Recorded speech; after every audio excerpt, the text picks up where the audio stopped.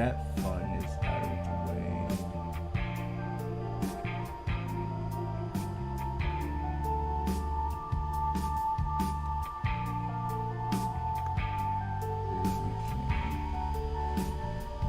Transition to that. Yes, that's grand. Now it's time for my carefully constructed and college-educated plan. I believe I can be heard, yes? Let me... Oh, wrong thing. Let me listen to this. Heard, yes? Let me... Wrong thing. Let me listen to this. Hello!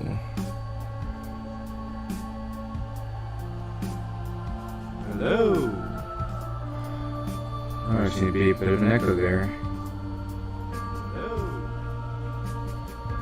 Oh, there seems to be a bit of an echo there. Alright, hello, hello? Alright, hello, hello? Hello, hello?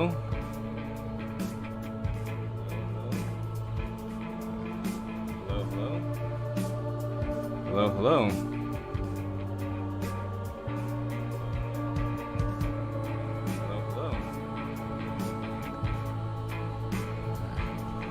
Hello, hello.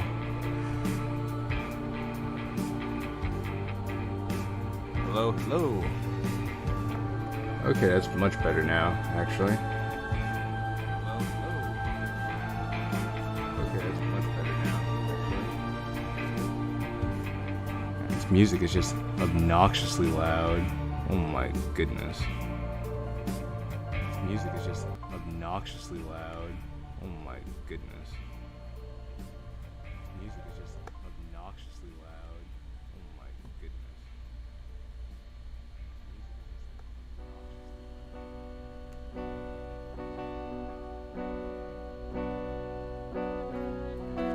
Let's see, one last thing. How do I sound, okay?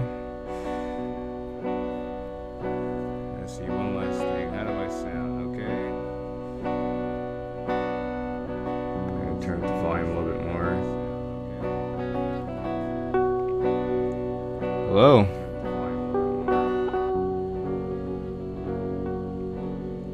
Hello.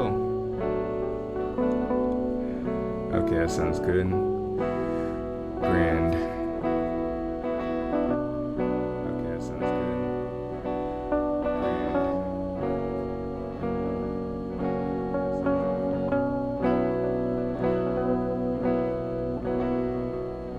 I guess I should have this there, but I mean, I don't know. I guess I should have this there, but I don't know.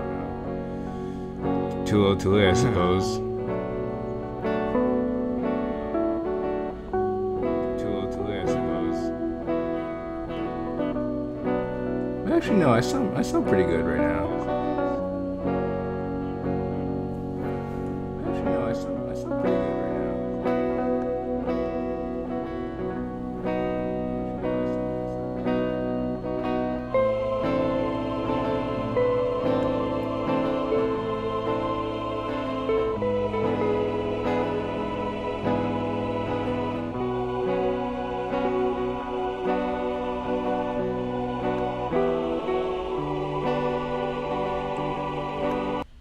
I'll just pause this so I could actually get started.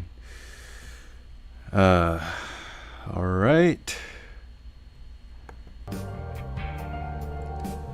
Hello! What it is, what it do? I apologize if you spent like the first 7 minutes or so like trying to listen to me, make sure I get the audio and stuff right, but I want to make sure the stream and the playback is quality. So for everyone who isn't here to watch the stream, you have a nice quality playback to watch. Anyway, we're going to, after much ado and after a long enough wait, I'm going to play the bonus content of Doki Doki Exit Music, which I'm very excited for, actually. So we're going to be playing all the side stories that Sven, Oliver, and Retro Team are so kind enough to create for us, and the alternate endings that we have here. I'm excited, And if you guys are too, then be sure to stick around and get comfy, because I'm sure we're going to have as much fun as we did in the base story. So we're starting on Side Story 1, or Parallel 1, Street Spirit. Parallel 1, Street Spirit. Previously on Avatar. Thursday, the 20th of September, 2017.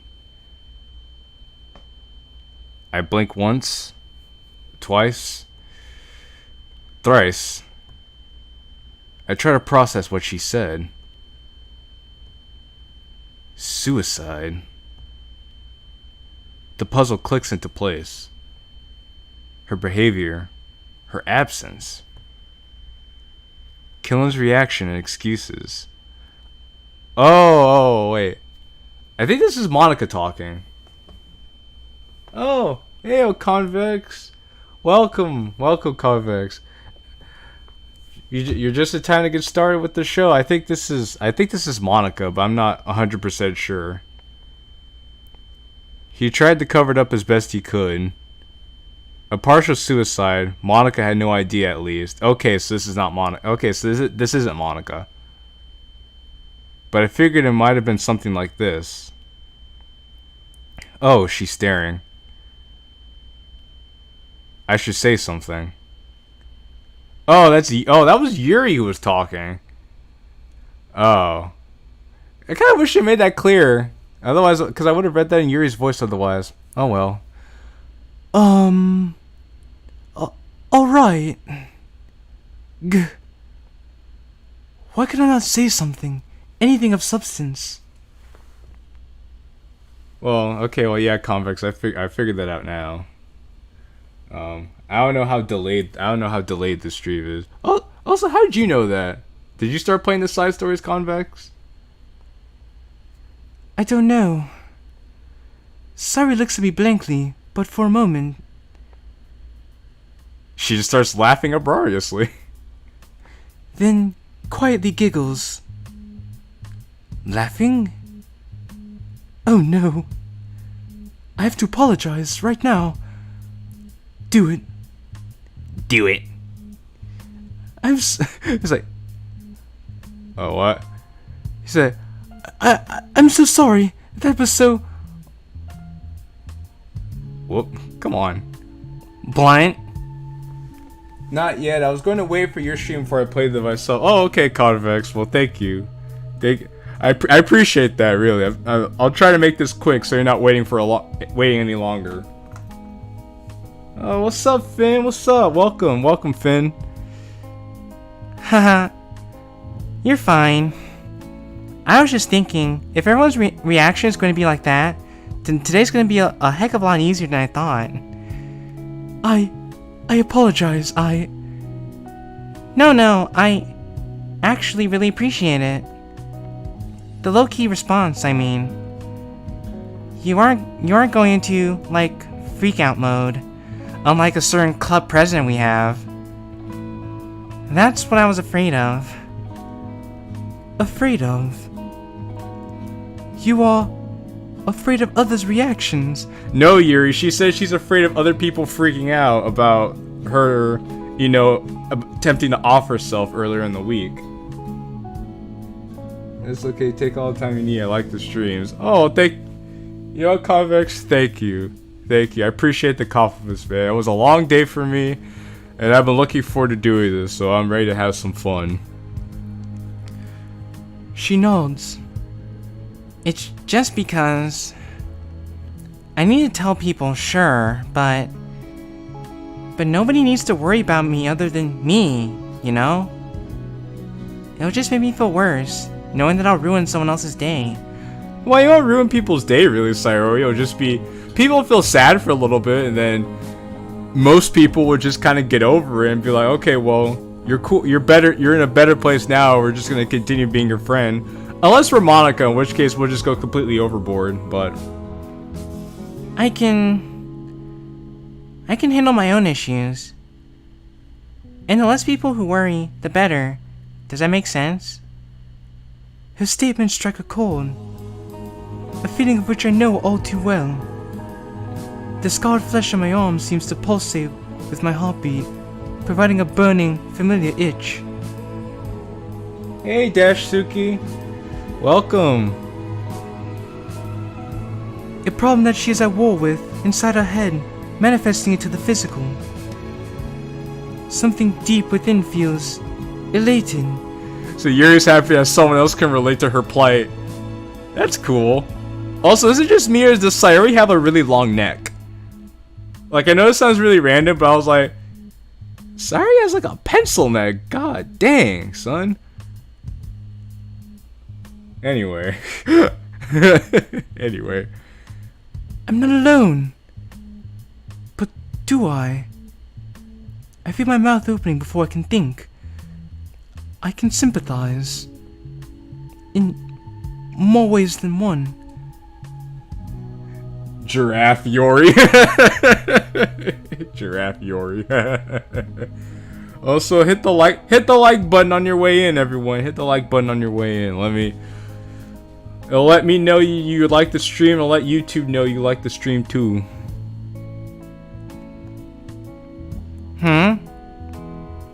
Do I do this? Well, you already started. I mean, you might as well finish it. Is this even appropriate? Sayori's a friend, granted, but with how she opened up just now. Well, I mean, she opened up to you. You could open up to her. I mean, left a like for you, buddy. Thank you, Finn. Thank you, man. Thank you. I glance over at her. As I finally meet her eyes, that same something deep within wrenches once more. A desire to finally connect with someone who could understand. Someone who's also been at the blackest brink. Someone who'd know not to go into hysterics at the mere mention. A friend. Well, more than a friend who can empathize. That's what it is, a friend who can empathize. If it's anybody, can I be confident in your discretion? So I was like, what? So I was like, huh? He was like, what I meant to say is, can you keep a secret? What? I meant, can you keep a secret between us? Oh yeah, of course.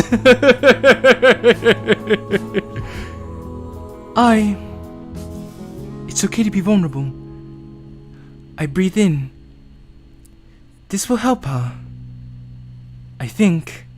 I hope. You're aware that I have a sizable collection of knives, yes?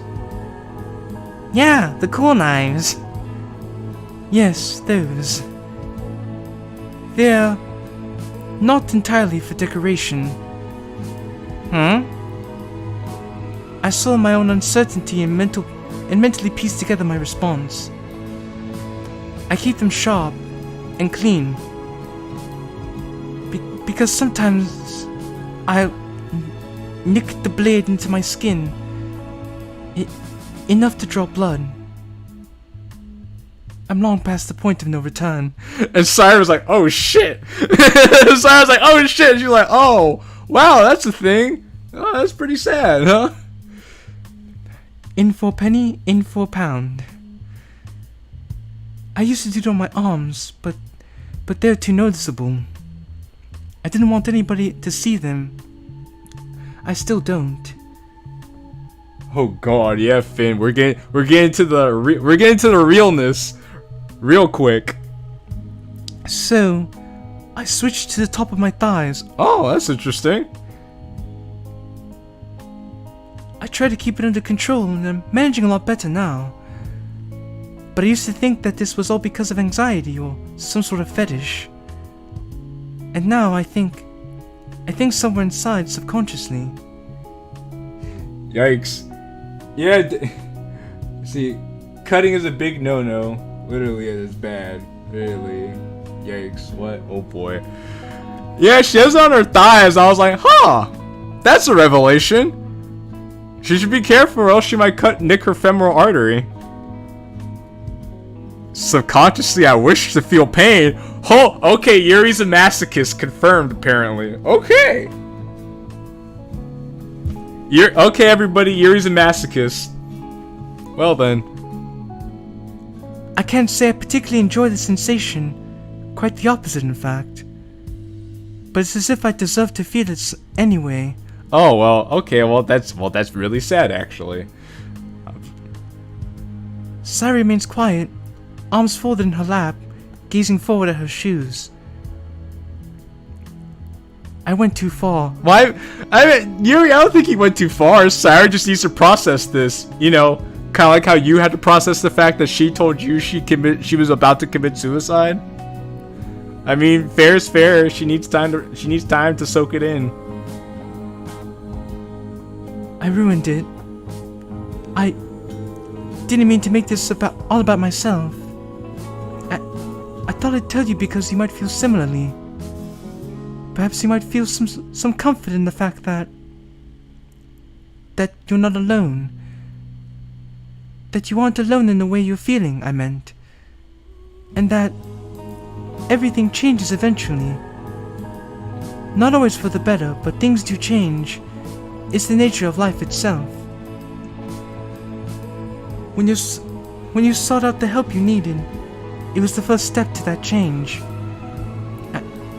And it's something to look forward to. I think that's the only comfort I can provide. Without lying to you. Well, Yuri, in your own little way, Yuri, you're actually being a very big comfort. And I think that's commendable. I'm sure everyone else in the chat could testify to that. I run out of figurative steam, pausing myself before I trail off into nonsense. Sari takes a deep breath.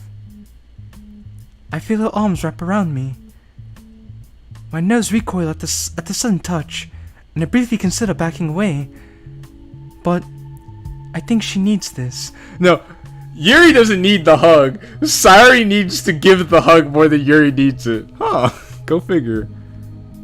And for once, my touch repulsion softens. We stay like this for a minute or two before I feel her pull back. Yes, that's true.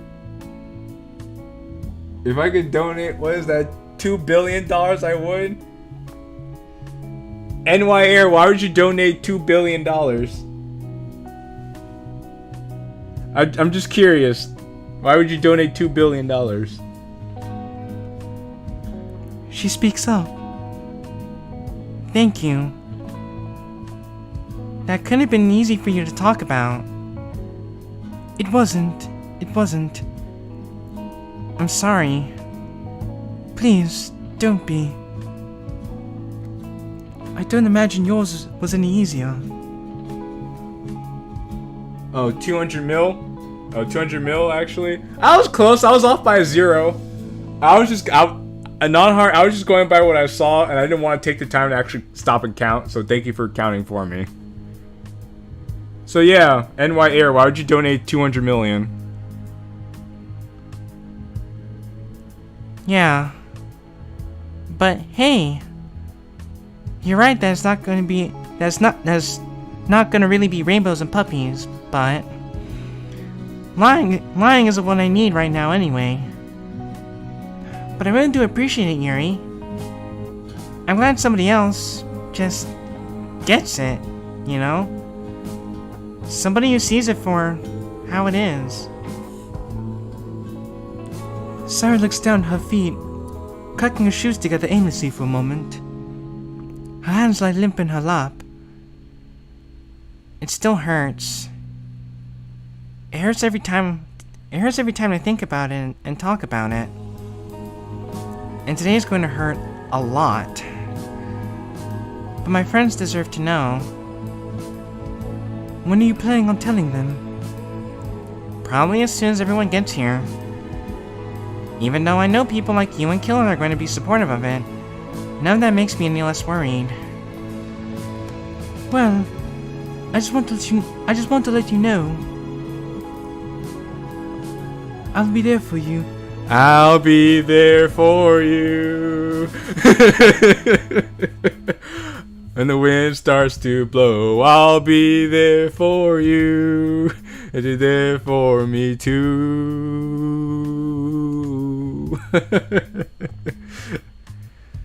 Sorry hides her emotions well, most of the time. I'm sure nobody was aware of what was going on beneath the surface. But even I can see how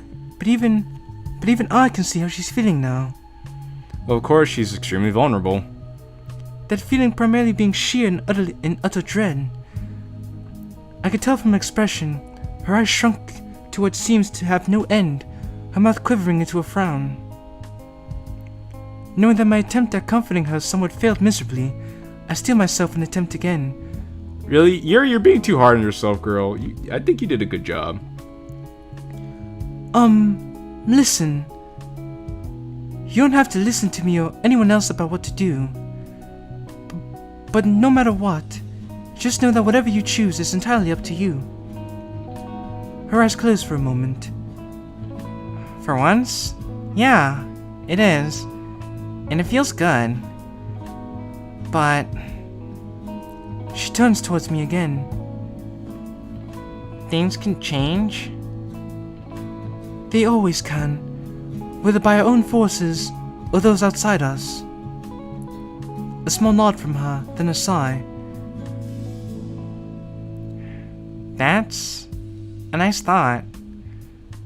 'Cause, like, I feel like killing my mom.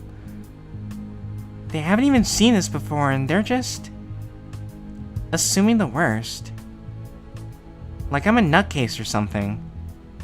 Well, I mean, if nobody's really handled this before, like, what do you expect, Sayori? Like, everyone's gonna be treating this differently. Also, be sure to hit the like button on your way in. Just gonna put that out there. Also, for those of you who don't know, if you look at the description of this live stream, there'll be a link to the Discord, to the channel Discord. Just letting y'all know. This mod never fails to introduce new concepts to the story that still make sense. No, you're right, Dashuki. I still say Sven and Oliver and all Retro Team, they really took their time to craft the story and to craft how the characters interact with each other, and it truly shows, in my opinion. And I'm not, like, fine, but I'm doing better. Like, somewhere in the middle, you know? And I hope that'll change someday soon. Well, Sayori, it'll definitely change. It'll definitely change soon. Well, of course, by the end of the base story. By the end of the base story, I don't know about that. But between now and then, it'll definitely change. I suppose that makes two of us then. A small smile escapes her as she turns her head to meet my gaze once more. Oh, so this is a very stilted looking smile. Very stilted. I instinctively evade eye contact. Guess so. The ensuing silence envelopes us. There's a dark feeling brewing beneath, but I swallow it back down. I can't let down my demeanor in front of her, in front of anyone. I will handle it later. Right now, I need to say something. I attempt once again to provide some level of comfort. We haven't kept in good contact as of late, have we? Yeah, we haven't. I'm bad at the whole responding to people's messages thing. But really? That's like the whole point of communication, Sayori. Reminds me of a friend of mine. Like, I love talking to a person, but when it comes to texting, she is so bad at responding. Like, she'll literally won't respond to my text messages for like a few weeks later, and at that point, I'm like, come on, man, why even bother texting at that point? I still appreciate that letter you sent me, though. I just kinda lost it. Classic Sayori. Well, don't worry about that for now. Big Boo. Big Boo, really? You guys are bad. You guys are bad text messaging too? Damn, son. I don't find myself initiating much conversation, truth be told. Sometimes I don't even remember my phone exists. But I always have it on, so you can always reach out to me if you need something. Sometimes, Finn. You know, I mean, we're only human, you know? Nobody's perfect. I understand. I may not always respond all the time, but I am but a message away. I take my phone out and gently wave it. Here, see, I'm only a message away, Sayori. I got my phone right here, see? Sayori just starts laughing. As soon as I do, Sayori snorts and laughs loudly. Yeah, yeah, you and that dinosaur. Oof. Oof. Oof. Sayori with the sick burns. What? What? 2005 called. It wants its phone back. Sassy Sayori in the building. Oh, anybody? Oh, what's that? I hear an ambulance. I think somebody called an ambulance because Yuri needs help. Yuri needs help. Yuri, help is on the way. Help is on the way. The ambulance is coming to treat those 3rd-degree burns from Sayori. Help is on the way. Damn, son. That was brutal. Ooh. I can't believe... Wait, okay, hold on. Is that a Galaxy S4? Call an ambulance, but not for me. Yeah, same, son. Daisuke, that stung.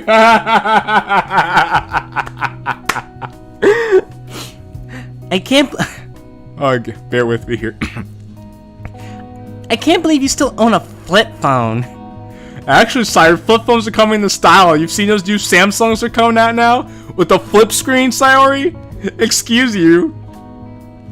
How do you even use that thing? It's affordable and reliable.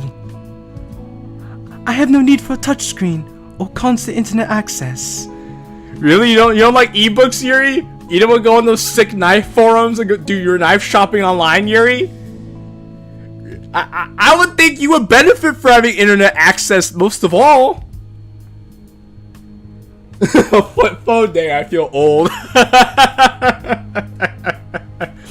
Don't feel that old, Finn. It's not that bad, man. What?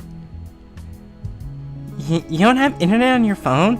Sorry, she has a fucking flip phone. How would she have internet on it? You just roasted her for having a flip phone. You say you don't have internet on your flip phone? What the heck, Sayori? How do you not get bored? I go crazy. Well, that's what she has booked for. I do nothing but simply tap my open band, where the black cover of Portrait of Markov protrudes. Yuri's like, you have internet, I have books. They're basically the same thing. Oh, right. You know, I try my best with that stuff. It's just so easy to stay on my phone all the time and endlessly scroll. How much you want to bet Sayori spends most of her time on IG? I feel like Sayori's totally an IG girl. I don't know, Finn, what do you think? What do you guys think? It's a massive time sink, you know. A constant distraction. But Yuri... There's so many cats! There's so many cats! Oh my god! Oh my god. I'm no Luddite, Sayori. I have a laptop at home. Okay, Yuri does use technology. That's good to know. But I find that a smartphone takes up a lot of time and energy. Perhaps 1 to 2 hours on IG. Well, Finn, she says she loves looking at cats, so she probably has a lot of cats on her feed. Hence, why I try to avoid it. It's not really healthy to A cough from the front of the room startles me. Oh, Killen. Hey, yo, look at our boy. Hey, look at our boy. It's us. It's us, everybody. Look at us. It's me. Startled, I look up to see Killen sheepishly waving, setting down his bag. How long was he there for? He's followed by Natsuki, who seems to be without her school blazer. Oh, so this is like right before they made the plan to... Okay, so this was after Sayori came out of the hospital, but before they came up with the plan? I'm trying to think where this fits in the timeline, because I think... Because it was a while Sayori was in the hospital, and then she came with the plan, and then they came with the plan, right, to leave? Because I'm pretty sure the same day they came with the plan to leave was when Natsuki didn't have her blazer. I want him inside of me. Yo, a non-heart, bro. A non-heart, chill. Chill, man. A non-heart, chill, son. Damn. Hey, yo, chill, man. Curious. I quickly head back to my desk by the corner, stuffing my bag beneath my arm. How long have you been here?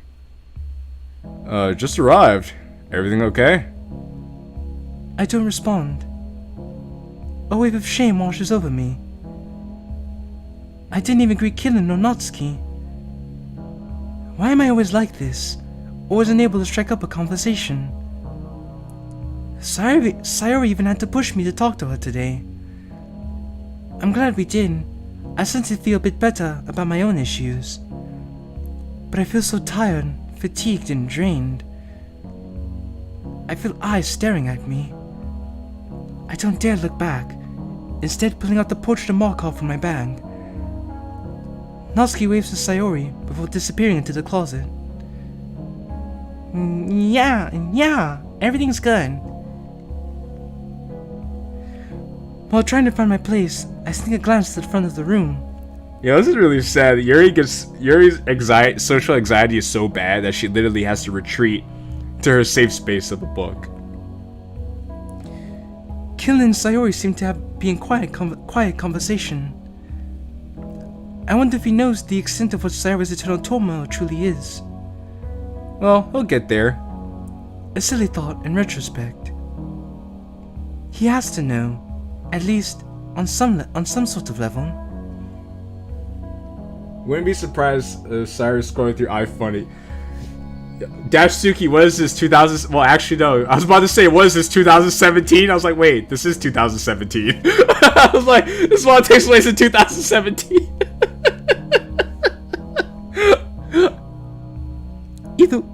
Either way, it's up to Sayori now. I think she'll end up following through on her plan. But the emotional response from the rest of the members... My muscles tense up again. Part of me wants to be there as a show of support.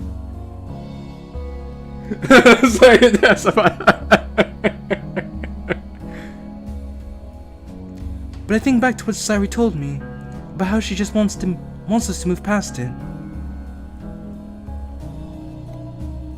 Perhaps it's better if I stay here. If she needs me, I have no doubts that she'll let me know. Yeah, Dashsuki, I came to that conclusion on my own. I was like, damn son, I played myself. Until then, I need to limit my involvement, lest I induce a stress headache, or worse, a panic attack. Lord knows we don't need any more panic attacks, Yuri. We don't need. We've had plenty of attacks on MC's part. MC had too many panic attacks for me. That's the last thing any of us need right now. Keep calm, carry on, and read my book. I tune the world out, relax my muscles, breathe. Let the words flow through me. Now, where was... What about me? Malika's sudden appearance at the door wrenches me from my meditation. Her voice is loud and demanding, startling me enough to snap me out of my thoughts. It means it's about to start. If it starts. I feel that creeping tension once more. A feeling of breathing in humid air on a hot summer's day. That's basically every day for me where I live. A faint trembling in my fingers. Actually, Monica, I think it'd be easier to just address it now. Oh, Nanowski shows up? I hear Monica talking, then killing. Then Sari interrupts. Oh, okay, so they're basically going over Sarah's confession, but this is from Yuri's point of view of her trying to tune it out. Because I remember we were wondering what the heck happened to Yuri during the scene. Now we get to know what happened to Yuri during the scene. I see Natsuki slink away. Then Monica again. My hyper-awareness is like a radio that I can't turn off. Should I be up there? Should I keep away? What am I expected to do? I don't know. I try to focus myself once more, to ease my mind back to the page. Slow breaths. In, out. Once more, the world is blocked out. And I slip into my trance.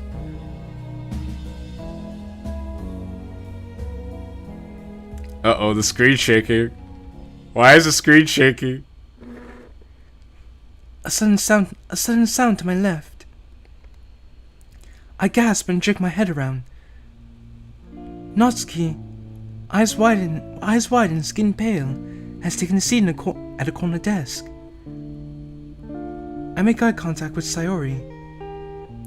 Her expression is melancholic. I stand up and head towards Natsuki. Why am I doing this? I'm so drained, exhausted. That talk with Sayori depleted any energy I had for social interactions today. Besides, deep down, I'm scared that she will yell at me. That she will not want me around. But Natsuki's my friend. She, at least, needs to know I care. Without attracting too much attention, I creep my way towards Natsuki in a half crouch. Hey, yo, Natsuki, what up, though? I kneel down next to her. She doesn't seem to acknowledge me. Natsuki.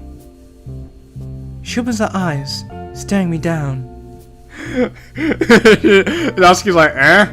What do you want? You alright? Natsuki's like, huh? What? Yeah, I'm fine. I doubt that she's all that fine. Even so, you can... I trail off. What am I even doing? I'm already overextending as it is. I'm making a fool out of myself. Thanks, I guess. I mean it. It's nice of you. But yeah, no, I'm good. It's heavy stuff, but I can handle it on my own. I got my own heavy shit to deal with. Seriously. As long as you're sure, then I'll let you be. But the offer always stands. You have my number, I think. I don't know. I might. I mean, I could just get off killing either way if I need to. I see. I'm sorry to bother you. I can feel the animosity. Doubtless she still carries some level of grudge from the things I've said previously. Yeah, about like what did you tell Natsuki that if I was so toxic? No, it was like if I was trying, I wouldn't go out of my way to be overly cutesy. I think that's what she said. But I've gotten my message across. I came off as stilted and unnatural, but that's a secondary concern. I can only nod awkwardly and stand up to leave. I feel a hand grasp my forearm. Yuri, wait. I pause and kneel back down. That was sudden. Natsuki is looking at different, and all of a sudden she's like, wait, don't go. I'm like, alright. Can you just stay here for a second? Oh, of course. Just? Yeah. We're there in silence for a minute or two. Natsuki's boring holes into the desk with her stare. Myself beside her, as silent company. If anything, this has gotten my mind away from what's happening in front of the room. Though, I do worry about how Sayori is doing. She's fine. And a part of me wonders how Killin, her sole confidant up until now, is handling this news. Likely better than I am, though that's not precisely a high bar. I find myself scratching my arm nervously. No, Yuri, no! Don't do it, Yuri! Turning around, I see Sayori sitting at her desk, writing something in her notebook. Out of the corner of my eye, I see the faint shape of Killin approach me down the aisle of desk. Satisfied that Natsuki won't be alone, I nod to Killin and head towards Sayori. Okay, that's when they start making their plan and talking to each other. I feel slightly better talking to her. I think I salvaged that moment with Natsuki, but I can't take much more risk today. I take a seat next to Sayori. Hey, Yuri. Her shoulders sag, and she doesn't look at me. I take it the conversation didn't fare well. It was just what needed to be said. Nothing else. She sniffs and wipes her eyes on her sleeve. Would you like some company? I can't exactly talk too much right now, but Sayori seems to look past me, towards Killin and Natsuki before going back to her notebook. Yeah. I need to jot down some notes for my therapy. So I'll be quiet anyway. I nod and quietly move my desk closer to her. I open my book once again. And thanks, Yuri, for being here. It's no problem. Her presence always allows stress to slowly melt away. It's funny because she said the MC does the same thing for her. A mutual understanding between us. A shared struggle provides an odd form of comfort. I find myself falling into my book, much easier this time. And for the first time today, I find a moment of peace. Oh, well, that's nice. So, I'm not gonna lie, it's actually nice to get an understanding of Yuri's point of view. Because this is what we were missing from the base game.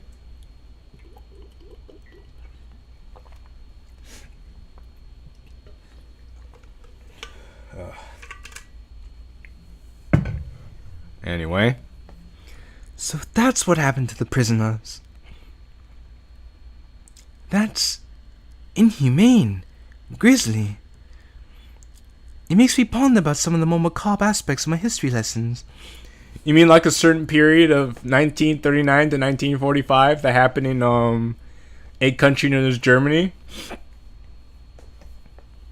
Kind of makes you wonder. I couldn't wonder if it was inspired by the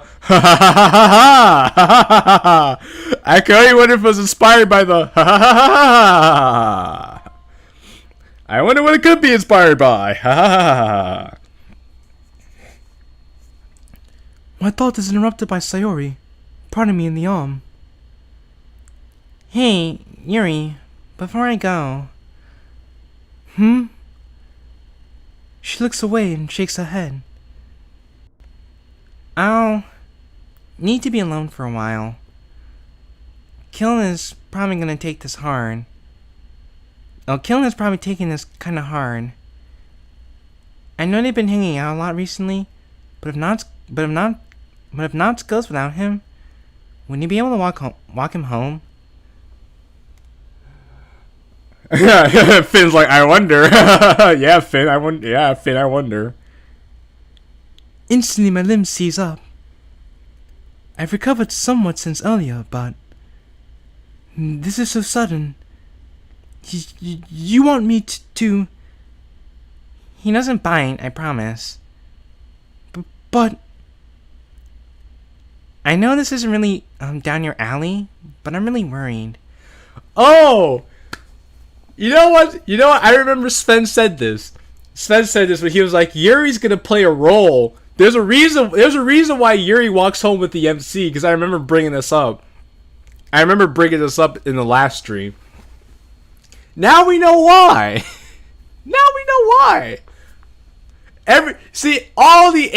All our questions get answered the more we play. Lost the war, but at the end of the day, they're winning in terms of culture.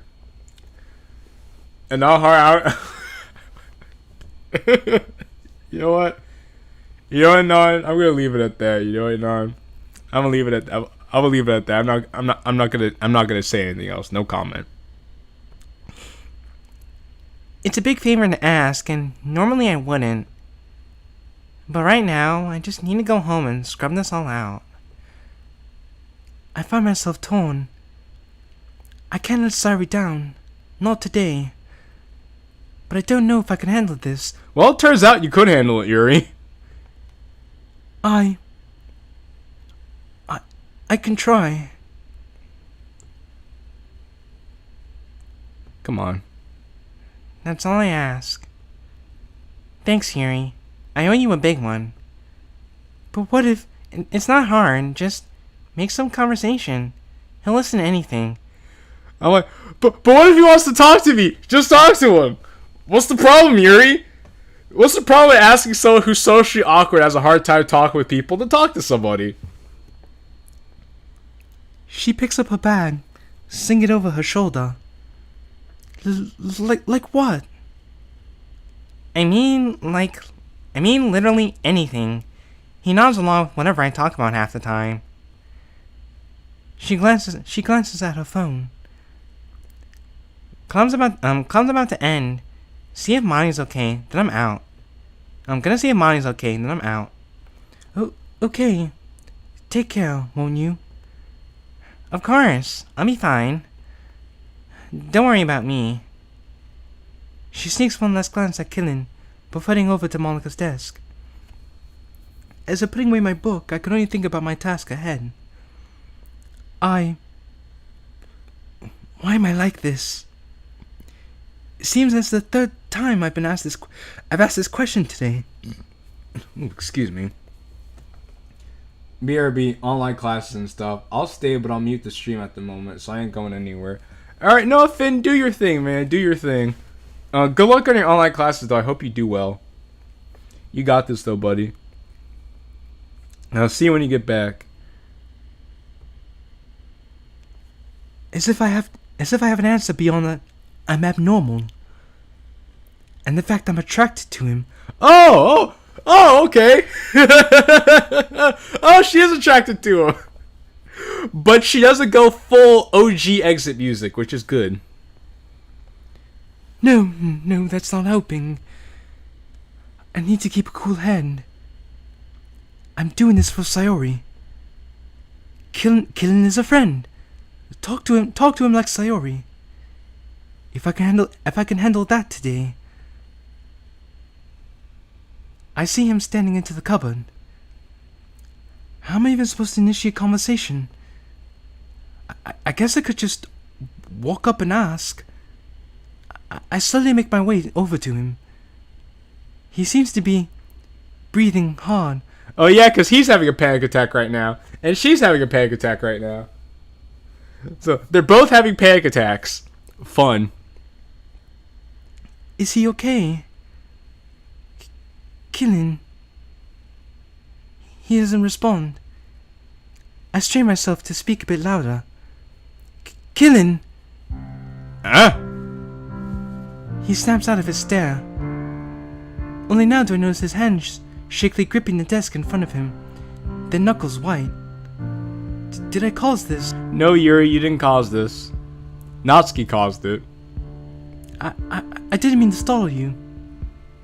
Don't worry, you didn't. I was just trying to, You know what? Never mind. What's up? I forced myself to speak. Well, I was just wondering if you wouldn't like to walk home together. I just noticed how sorry you walk home a lot, and was wondering if you'd like to, since, you know, hopefully it doesn't see my apprehension or my lies. Sure. That'd be nice, actually. If you noticed, he didn't bring it up. Thank God. With that out of the way, I tried to sound energetic. Oh, great! Let me pack up my things. Perhaps that's a little too energetic. I grasped my bag and followed Killen out of the club room. Before we leave, I waved to Monica, who seems to have slumped down into the teacher's chair. I feel terrible leaving her here. I'll ask how she's doing tomorrow. Yeah, poor Monica. Well, we'll get to that later. Poor Monica, though. Entering into the corridor, we navigate the hallways quietly. But just as I'm entering my trance, Killen speaks up. So? An awkward pause. The familiar feeling of tensing up creeps back. I know Sari said he listens to anything, but I wonder if I'm inadvertently putting him on the spot by not being a conversationalist. Trying to muster up energy to bring up a topic, my throat just closes instead. Thankfully, Killen breaks the silence with some refreshing honesty. Sorry, I don't really know what to talk about. It seems like it's up to me. Topics. Looking for anything but the obvious, I come up short. Maybe we should discuss earlier. I'd rather not.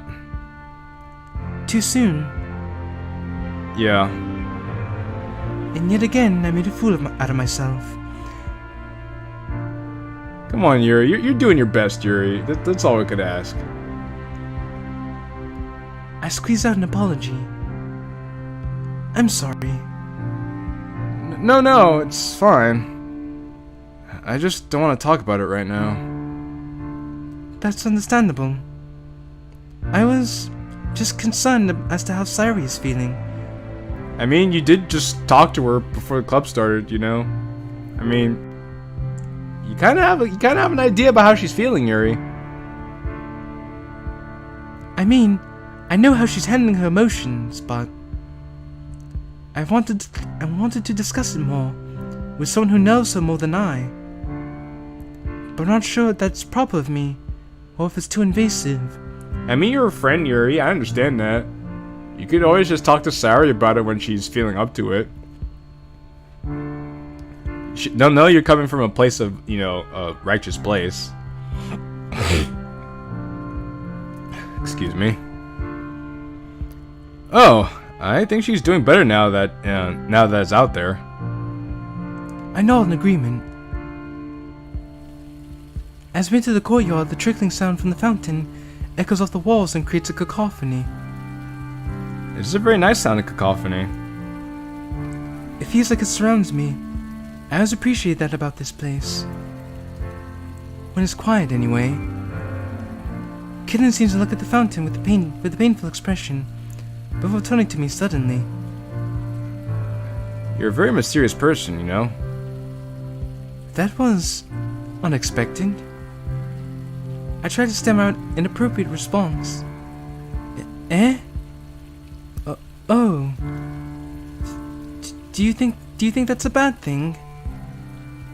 For all I know, it could be. I've kept myself secluded for a reason. Socializing drains me like nothing else. You know, to a certain extent, I could totally relate to that.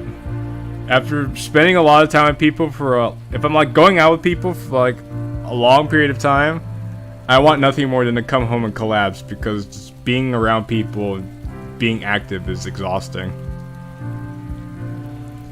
It's not anyone's fault, it's just how it is. But what if it's driving them away? You guys, it was fun, but I have to go now. Rewatch this later. Okay, bye, Deshuki. Alright, thank you for coming out for a little while you did. I'm probably going to be going for a little while anyway, because I want to make some progress, but bye. I mean, not really. I just don't really know what you like beyond horror novels and tea. I will say this though, I do wish that we didn't have to repeat everything that we did in the base story, because this is the same conversation they had in the base story, and this is kind of like dragging, in my opinion. If we could like had skipped over this or something, that would have been cool. Or like, yeah, that would have been cool if we could just skipped over this. I suppose that's purely my fault for not reaching out to you. The blame's not just on you, Killin. I debate opening up. I take a deep breath and take Sayori's advice. You just have to be honest. Well, not really. I like to keep myself fairly secluded. That includes my personal life and any hobbies I take part in. Even my friends, like Sayori, don't know much about me outside of school. You know, other than the fact that you like to draw blood with your knives, you know, that was a pretty big thing to tell Sayori. And that's deliberate. This seems to leave Killin ruminating for quite a while. I appreciate the silence, though I can't help but be worried if it had intimidated him. Yuri, honestly, Yuri, you worry too much. You need to start chilling out, Yuri, okay? Against my better judgment, I try to reassure and refocus. I just feel safer being alone, if that makes any sense. Yet you're the one who invited me on a walk. Ooh. Well, it was entirely my own volition. But yes, he has a point, and a frustrating one at that. I do wish to be alone most of the time. But without the connections I have, I don't know where I'd be. The ones I care for the most, they don't sap my energy as much. Killin seems to be included amongst that group too, judging by the fact that I haven't climbed up by now. Well, you're different. Kind of like Sayori.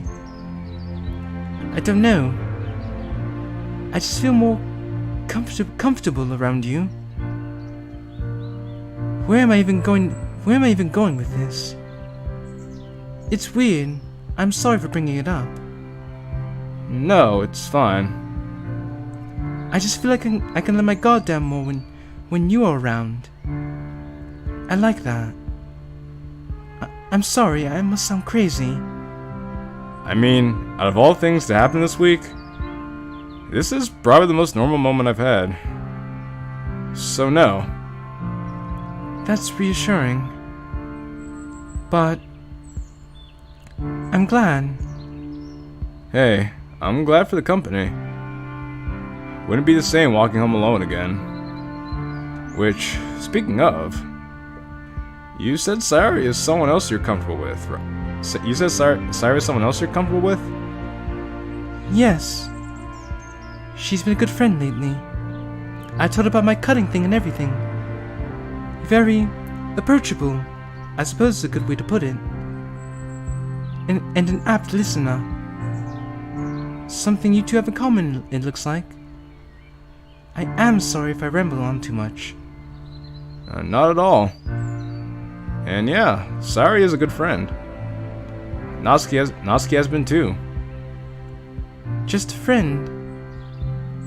God, why am I being so invasive? Because you like him. You want to get with him, Yuri, but I'm sorry, Yuri. This isn't a Yuri mod. This is a Natsuki mod. I've noticed the two of you have gotten close lately. I'm sure Monika's glad everyone's getting along. Well, most of us. Hey, look. I doubt Natsuki hates you. You're just very different people. Different hobbies and interests. She's also very open and direct about what she likes, and you keep things close to the chest. Bottled deep down. Yeah, close to the chest. Yeah, that. I really do need to reach out to her more. When I saw her too... Oh no. Oh no! Why did I let my tongue slip? You let your guard down, Yuri. You got too comfortable. What? What? Nothing. Did you see us on Tuesday? Okay, Yuri. Just own up to it. Be honest. Maybe he'll forgive you for shoving your nose where it doesn't belong. I didn't know it was the both of you.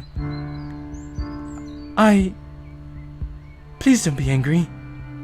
No. Yuri, you're fine. Don't worry about it. I'm fine? Can I just ask away? Yeah, we saw each other Tuesday. She didn't want to come inside the club room. Why not?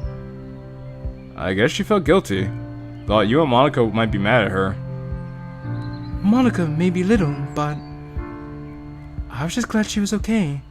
I'm sure Monica didn't know. I think she would have chased Natsuki down the hallway and worry. Okay, I'm gonna be honest with you guys at this point. I'm thinking about just skipping ahead a little bit, like, because we've been through this already. I don't want to go through this again. When we get to something new, I'll put more effort into it, but for now I'm just gonna keep going. I made sure Monica didn't know. I think she would have chased Natsuki down the hallway and worry. Yeah, probably. I was able to calm her down eventually, though. Huh? Why wouldn't she be calm? Did the stress from us potentially be mad at her get to her that much? I'd be surprised if it did. To my eye, Natsuki's always been hardy and unaffected by others' opinions. Well, looks could be deceiving, Yuri. Well, yes and no. What do you mean? One of her family members had a stroke. Oh goodness. Oh my. I'm so sorry. It's fine. And he's looking like, why did I lie to her? I think she said that they're doing better now. You're a kind person, Killen. I know that out of anyone to be able to comfort Natsuki during this, it's you. Well, come back to us at the end of the mod, Yuri. She's a good friend, even if we fight.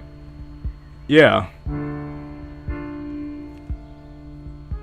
And I think we're gonna skip the walk back. No, we don't skip the walk back. Sven, Oliver, why'd you do this? Why? We don't need to... I mean, I assume you're supposed to play this like after you didn't after a while you played the base story, so this is like a recap, but this is too much. I don't want to replay what I already played. Like, come on, man. The two of us turn on a nearby street, heeding the pedestrian crossing. Just as I'm about to cross, Kill nudged my arm to stop me. Hey, Yuri? Do you mind if we take an alternate route? For what purpose? The only alternative route is to our left, and following Killen's gaze, I catch a glimpse of a group of students students loudly outside a corner shop. Oh. I just know you don't like crowds too much, and well, I'm not really in the mood right now. Why is he so kind and open? Why is he so cool? Why is he such boyfriend material, this guy?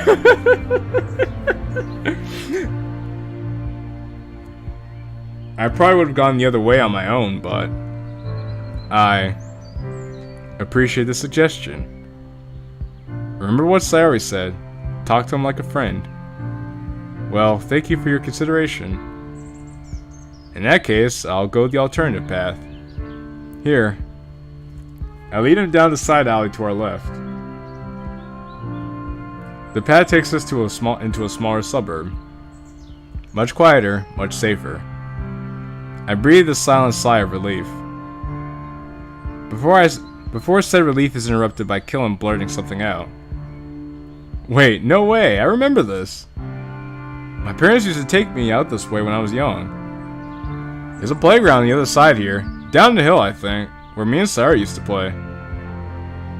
You walk this road every day? Not every day, but when it's necessary. It's a good spot, Sarah would love it here. She does.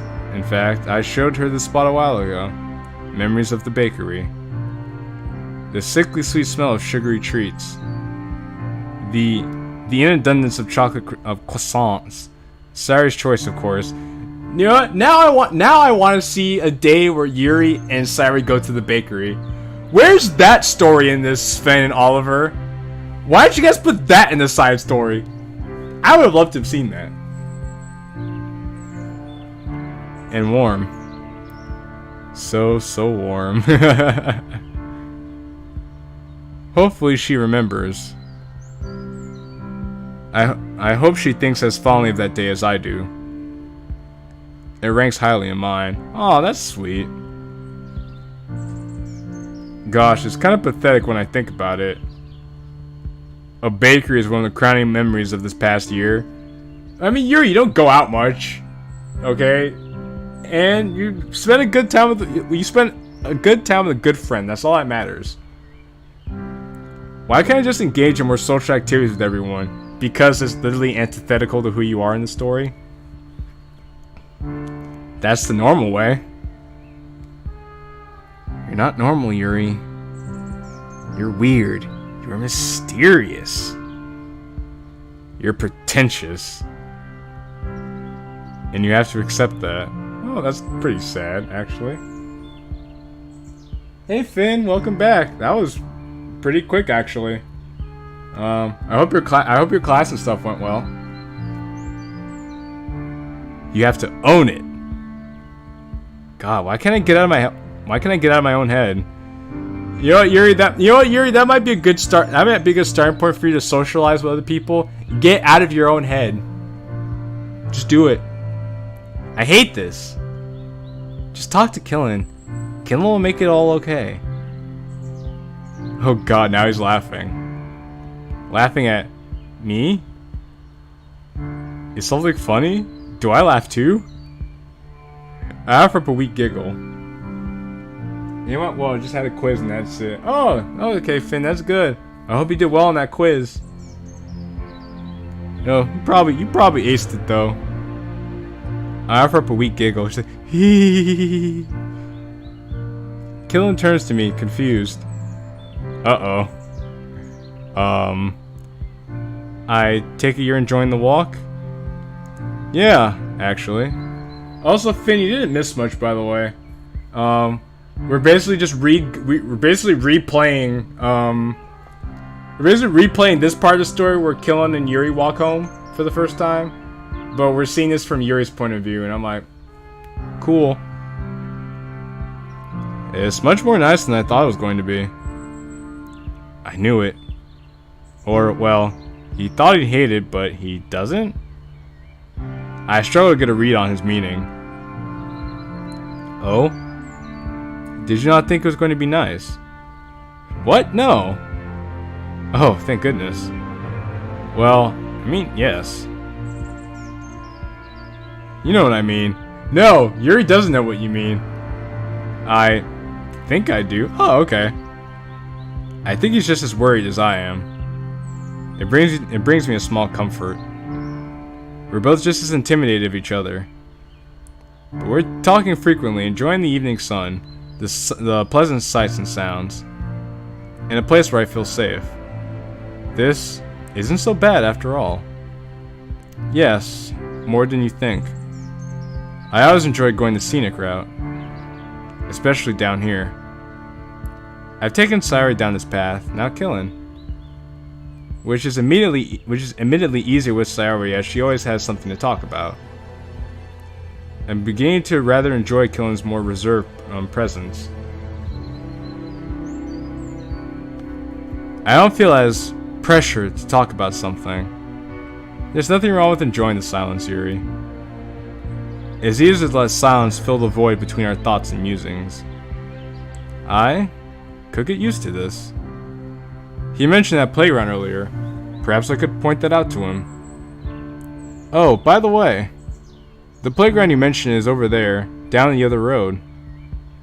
Wow, that's a blast from the past. Yeah, Finn, that's like that. Oh, you know, Finn, that was the title of your latest episode of Blue Skies, Blast from the Past. I bet it was. Childhood friends wasn't something I had the pleasure of experiencing often. I only met Monica in my early teens and had really nobody else before then. Oh wow. Well, I guess that's not saying much because they'd known each other in high school, right? So, Monica met Yuri met Monica in high school. That's basically what that means. Yup. I was just as reclusive then as I am now. And only now do I realize that I missed out on making some valuable memories. I'm glad you're enjoying this. I'm glad you're enjoying yourself this much. Coincidence? I think not. Yo, it's a blast from the past. It's a blast from the past, man. You just gotta call it how you see it. Me too. But it's almost as good to make some new memories instead. I attempt to be more daring and strike up a new conversation. Good for you. Come to think of it, how are your walks home usually? Well, they're alright. They're made a whole lot better when I'm walking with Sayori. She just seems to lighten up everything wherever she goes. I don't know how she does it. It's just... it hasn't been the same for a while. And just like that, we're back to discussing Sayori. As affected as we all are by our confession, I couldn't begin to imagine the hurt Killen is going through right now. Oh, you have no idea, Yuri. Our man went going down a wild roller coaster of emotions. He's already been stressed about Natsuki, and finally have this bombshell flung into the works. God, he must be absolutely devastated. Ha ha ha ha ha. Oh boy. Like we don't know the extent that this guy's been devastated. Especially since he only just found out after all this time. I don't know. Things are changing so fast. Sayori and I were close friends. And Natsuki and I got really close too. But now Sayori is, you know. And Natsuki has her own problems. It's like life slammed on the gas pedal and I'm just along for the ride. Walking home alone used to clear my head. Now from the events of just 1 week, I don't know. It appears to have affected him so badly, if not worse as I first thought. There has to be some sort of way to comfort him in this time of stress. All of a sudden my memory flashes back to this, to what he said, and the advice I gave to Sayori. Things are changing really fast. Things change. People change. I understand why you feel overwhelmed. Life throws a curveball and you find yourself having to adapt under pressure. It's a major adjustment to make and having to think on one's feet. An encroachment upon your comfort zone and what you deem normal, stable, safe. I recently had that happen to me with Sayori. I nod. She explained everything to me before the club meeting started. It made sense given what facts I knew, but it didn't change. It didn't change how you felt? No. I get it. I didn't really know how to react. With how Natsuki has been feeling as well, it's like it hit me like a 1-2 punch. And I don't know how to deal with it. It's not like anyone gets an instruction manual with life. I just don't know how I can help them. I think it's best if you do. I think the best you can do is to be supportive in a laissez-faire fashion. What? It means a hands-off approach. Giving room but being present. Does that make sense? It does make sense, but he's like, nah, it'll be fine. I will continue being the White Knight Superman that I am. What could possibly go wrong? I don't know about that. I feel like if I'm not around, something bad is going to happen. Things just constantly run through my head about what could be happening. At least if I'm there, I know something's gone wrong, you know? Oh. You're like, oh. Oh no. No. This is way worse than I thought his mental state would be. But I still can't let him down like this. Not after him being so considerate towards me. He needs to deal with this in a healthy manner. Really? Yuri's like, oh, I can't let him down after he's been so considerate of me. Fast forward to the end of Exit music when Yuri and Monaco fucking move on with their lives and leave MC a former shell of himself. I can't let him become like me. I knew she was gonna say that. I wave off my thoughts to try to articulate a response. I simply try to tell him the truth, directly and honestly. I'm not sure if that's a healthy approach, Killen. But, you said something was wrong with Natsuki? Yeah. She asked me to keep it on the down low, though. I understand. I was just worried about her when she almost collapsed into the chair back in the club. Oh. I think that what Sayori said just really got to her, is all. It did. Oh yeah, you went to talk to her, right? Yes. I've seen Natsuki upset many times, but that was different. She seemed scared. I tried to comfort her, but I'm not particularly adept with that. Firstly, nonsense. You are a great listener. Secondly, yeah, she's plenty scared. I am too. About a lot of things. I rack my brain for ways to try and help. And in doing so, I catch myself ignoring my own advice to Killen. It seems practicing a laissez-faire approach is harder than it looks. Alright. I'll be there for support should he need it, and I can communicate that. But it'd be for the best to let him win his own battles. Turns out, Yuri, that wasn't for the best. Because our man just completely fell apart by the end of the mod. Right now, though, I need to focus on getting him home. Here, take a ride across the street. Yeah, this is looking familiar now. You really should explore more, Killen. You might find shortcuts you never knew existed. Yeah, or I could end up stabbed in a dark alley. I didn't mean to go exploring downtown. It's just a joke. Haha. There's barely any crime here. If memory serves, Sayori said Killen lives just to the right of her house. In which case, I see his house creeping into view. Thanks for suggesting the alternate route today. Yeah, it's no problem. I enjoyed it too. I think it really cleared my mind. And as you said, I'm really not in the mood for large crowds. Especially right now. It just makes me anxious, like an open book. Oh, more or less. Fortunately for me, his mind isn't too difficult to decipher either. I know you must have a problem with this as well. Well, with what's going on, can you blame me? No, not at all. I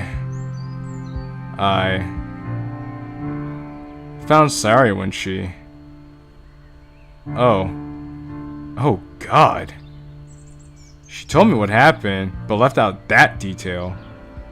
That's horrible. I can only imagine though. The thought of it alone makes me dizzy. and I'm only hearing a second-hand account. So killing. Yeah, just walking into the club like, hey, Sayer! What?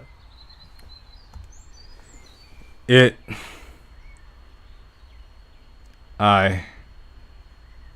really messed with me.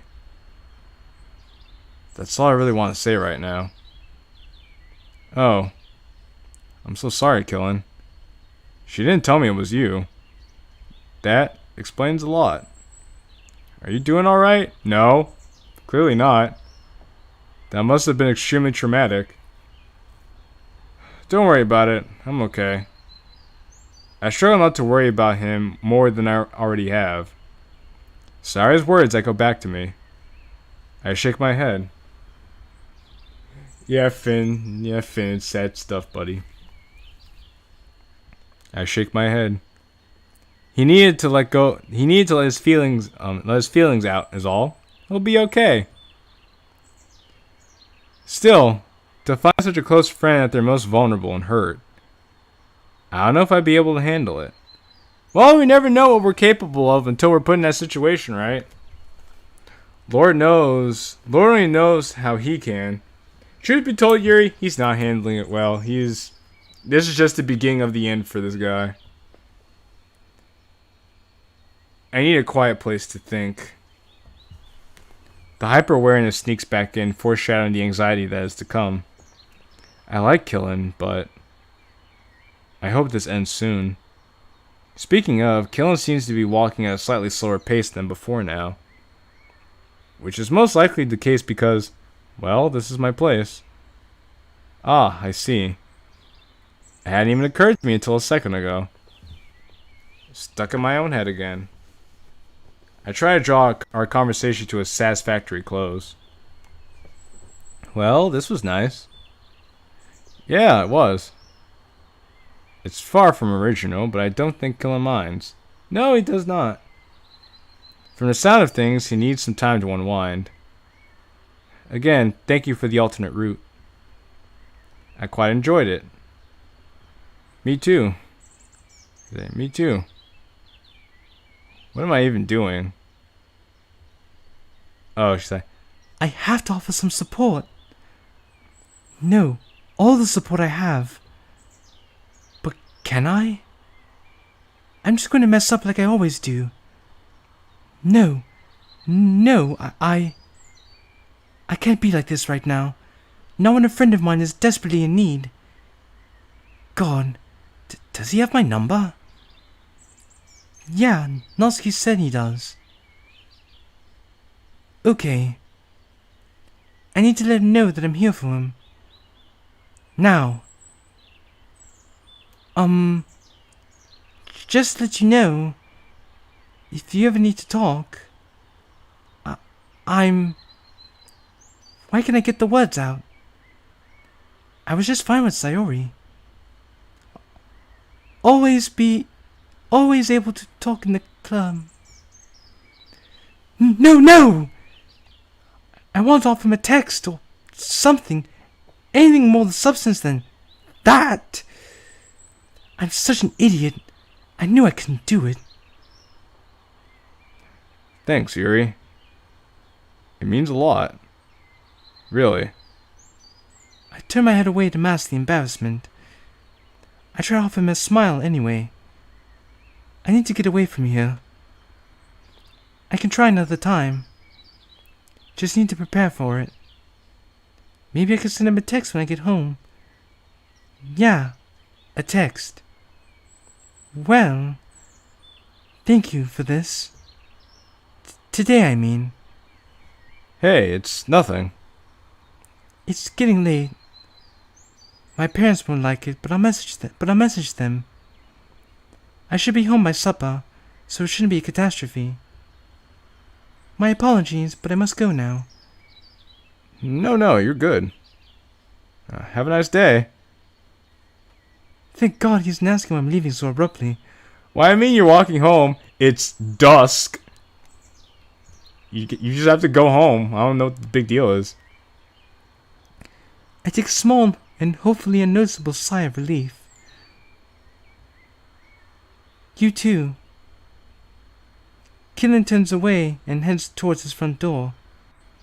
I walk at a slow pace away for a moment before stopping next door. For a moment I think about knocking, but I hesitate. I need to think. I need time alone. And Sari can handle herself. I huddle my bag close to my chest and briskly walk back down the street, sitting down at the bus station. The events of the day play back in my head, and I barely remember even boarding the bus. I wonder if we're going to see Yuri's home and meet Yuri's parents or anything like that. Will we? Oh, well, we get to see Yuri's house. Well, Yuri's room specifically, but oh, this is quaint. It looks like a room Yuri would be in, you know? Very clean. I throw my bag on my floor. I'm usually organized. My bag hung up neatly for the next day. I can't care about that right now. I take off my blazer, and it too ends up on the floor. I don't care. I sit on my bed and hold my head in my hands. The events have not stopped replaying in my head. How could I have reached out to kill him beyond a token attempt if I wasn't such an idiot? I agree, Finn, it does look nice. How could I have been closer to Sayori if I was better at being social? How could I have asked how Monica was feeling if I wasn't so focused on Killen's well-being? How I almost lost a close friend. I kept my feelings withheld to provide my usual stoic demeanor. Shit, I'm here. Yo, Sven, what up? What up, Sven? God damn it, I fell asleep. You know, Sven, I'll be honest with you, Sven. I want to go to sleep right now, Sven. But I'm here. I'm here for the people, Sven. But I can't anymore. I gently fall sideways onto my bed, bringing my knees to my chest. Aw, poor Yuri. Aw, poor Yuri, man. I close my eyes as everything floods black. Oh, floods back, rather. Everything I could have said and done. Everything I almost lost. The inevitable feeling that I can't do anything to prevent it. And the dread that something even worse will happen. My inner wall collapses. A tear falls across the bridge of my nose onto my pillow.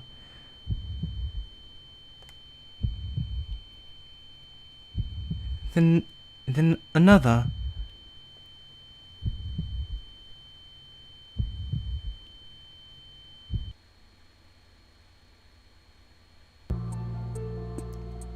Huh. Wow.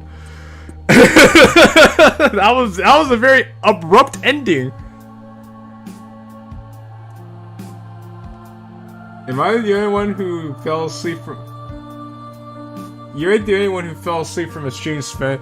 No, Sven, it's not that I was bored. I'm just tired, Sven, because I had a long day. Also, now that you're here, Sven.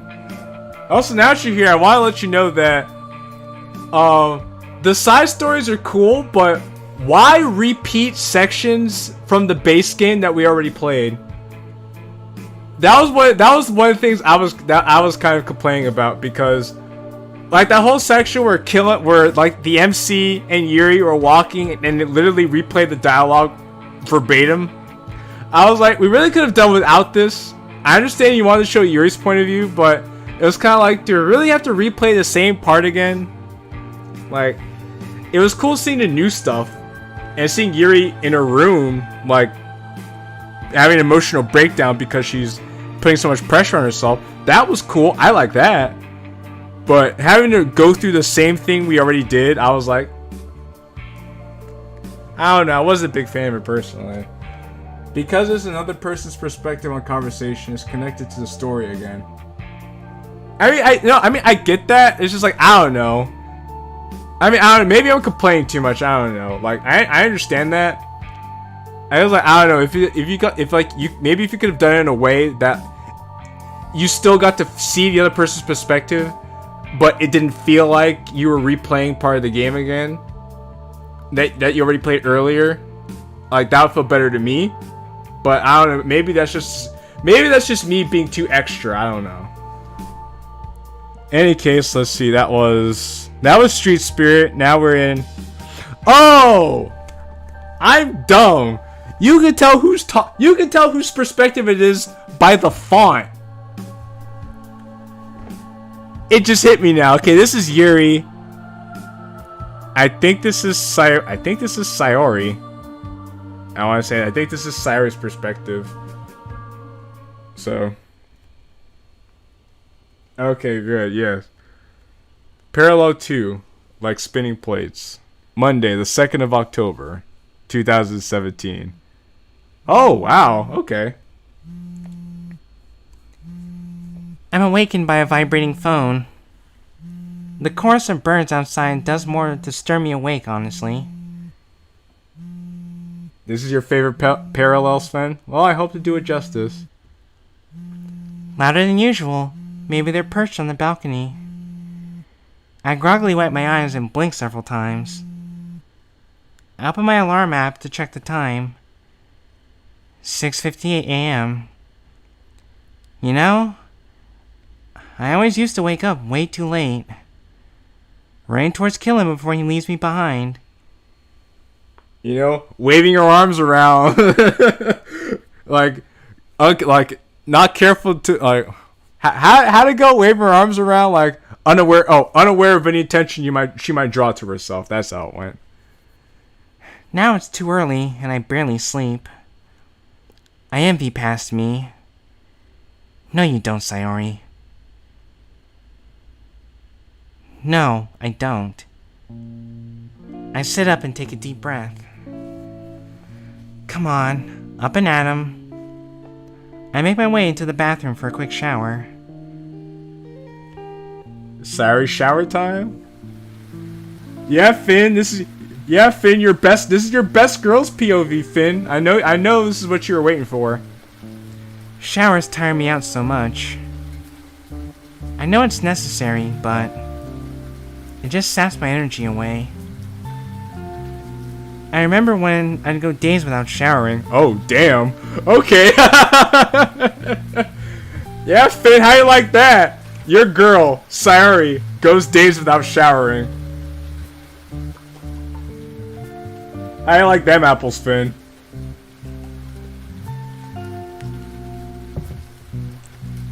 It made me feel gross. But at that time, I'd rather feel gross than have no energy.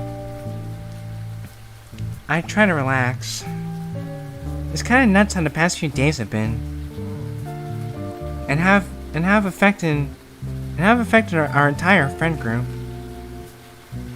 That's the pressure for you. Sorry, going 2 weeks late.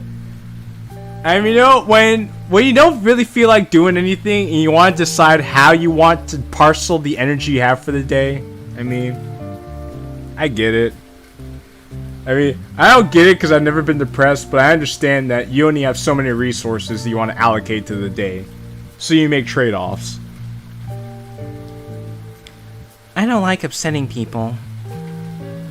It's like a stab in my chest every time. Oh, what the? Yeah, sorry, Finn.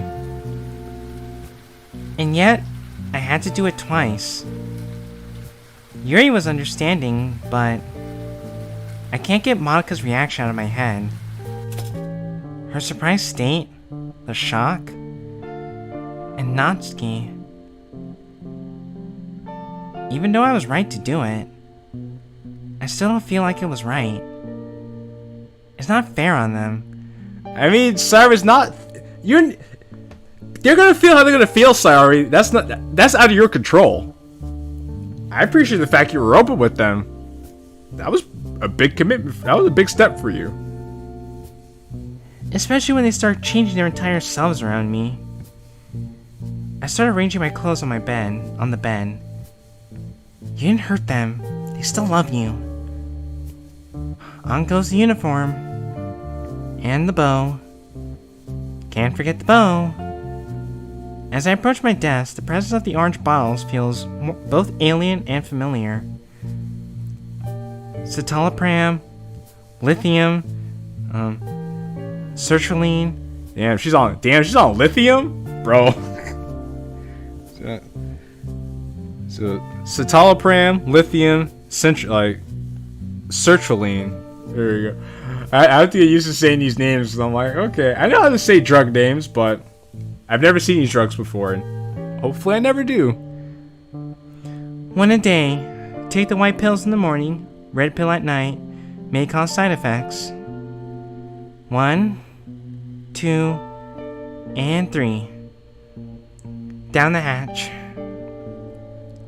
I know it takes time, but it doesn't help. Well then, food, then school. I love the music, by the way, Sven. It really fits with the tone of the story so far.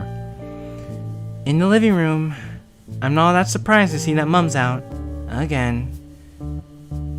And there's another note. Another, please be home by 4:30. There's a microwave lasagna in the fridge. I don't get it. Why do I need to be home all the time if she doesn't even need me for anything? Frustrating. I grab a quick cereal bar and head out the door.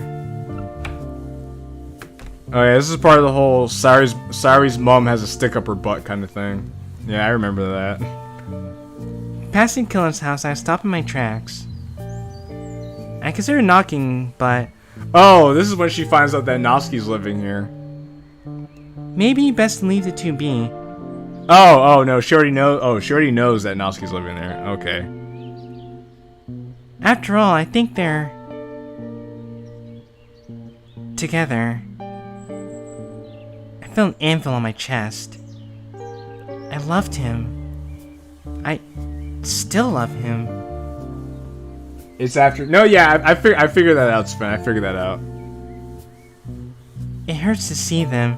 Yeah, I figured Sayuri would be feeling some type of way about him and Noski being together. Especially at the end of the story where she's like, I still love you, MC. We can live together and get away from this place. He's like, nah. I still love Noski too much, Sayuri. I'm just gonna go jump off this bridge. You cool with that, Sayuri? Cool. They haven't said it out loud, but I can see it. Everyone can, really. The chemistry is obvious. Well, you can thank Sven, Oliver, and Reggie team for that. They're very good at writing the obvious chemistry. We didn't have that. No, he's happy. Being selfish is gonna get you anywhere. Be happy for him. I need to be happy for him. Plus, as far as his choice of partners go, I'm glad it's Natsuki instead of that bitch Monica. It's an assumption, sure, but I have a feeling, ooh, that tonight's gonna be a good night. I sigh and kick a mountain of snow down the sidewalk. A passing thought tells me that life isn't fair. You aren't handed your own happy ending. You're certainly not. Not in this mod, anyway. I had my chance. I had my chance for 10 or 11 whole years. And the best time to tell him, apparently, was after introducing him to my charismatic, attractive friends. Kinda shot myself in the foot there.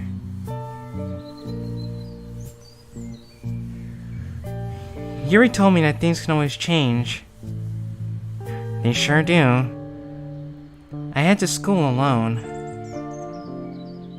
Well, this is pretty fucking sad. Sayuri has to come to terms with the fact that her feelings are unrequited. Bruh. I can feel my meditation kicking in as I head to my first class. Energy levels are up. I feel like I can talk again. It picks up. Oh, okay, Sven. I can act normal again. start to be normal again. Nobody has to worry about me today. Thank God.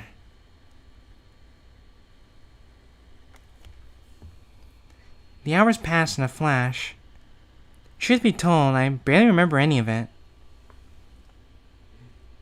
I said meditation. I said meditation. I wasn't paying attention. I wasn't paying attention. I was so caught up in what I was doing. Damn, son, I said meditation. Oh, that's a bro moment right there. The doc said this might happen. It should subside in a week or two. Should, the operative word. I pack my bag and head out into the hall. I hope I don't. Ah! Oh! Gah! Yuri was staying right outside the door of the classroom. She nearly gave me a heart attack. Seems I nearly gave her one too. Nice one. Yuri! Hello, Sayori. She smiles and waves a little. I launched to a full force hug. Yuri's like, oh! Oh, careful. Sorry. I'm glad to see her, to be honest. But what's she doing here? Sorry if I frightened you. I was just waiting for you. Waiting? For how long? How did I not see you? You were looking at the ground, you know. You appeared to be lost in thought. All alone. Was I? I wasn't even really thinking. Precisely my point. Damn, was that a burn by Yuri? She laughs a bit at her. Damn, that was a burn by Yuri. Wow, a very polite burn. you know what that's like? That's like when you're cooking. That's like when you're cooking with oil and a drop of hot oil like jumps on your arm. That's what Yuri did just now. I stick my tongue out at her. Meanie. Seriously though, what's with the ninja act? Well, she stammers. Is something going on? Monica had to do something, so the club is going to start rather late. I was wondering if you'd like to accompany me to the vending machines. Oh, this is a surprise party.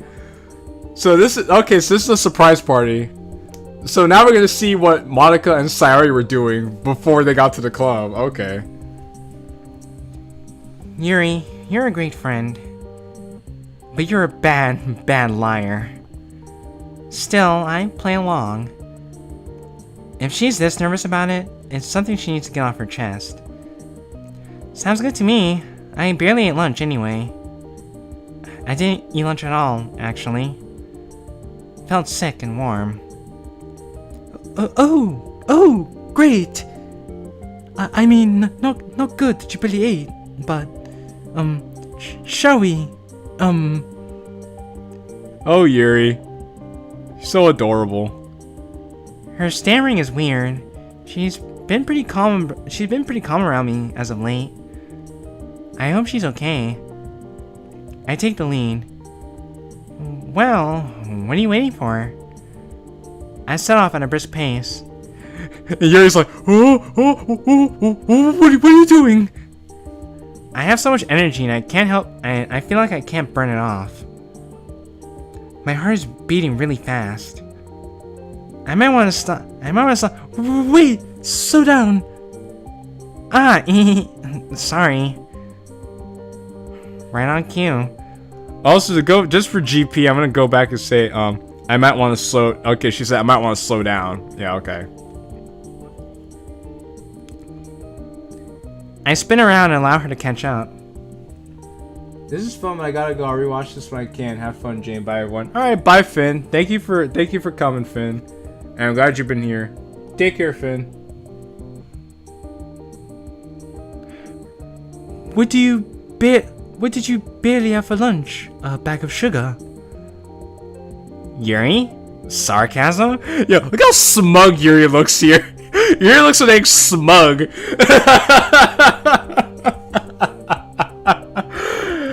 It's very rare I see smug Yuri, but you know what? It's smug Yuri is always a treat.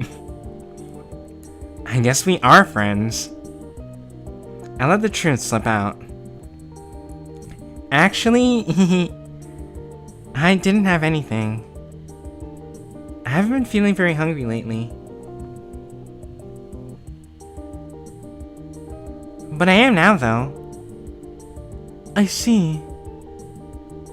Her brow furrows in concern as we round another corner towards the cafeteria.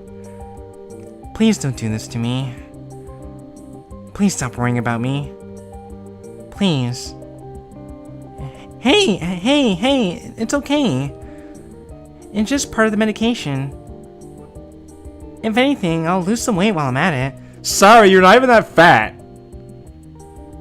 Sayori, you're underweight as is. I'm not that. Okay, fine, I get it. I just don't. I look away. I don't want you to worry about me. Sorry, Please don't mistake my concern for doting.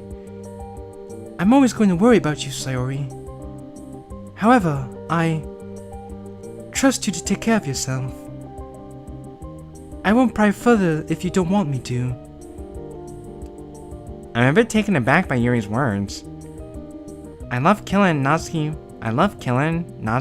Monica, my mom. But I don't think they understand.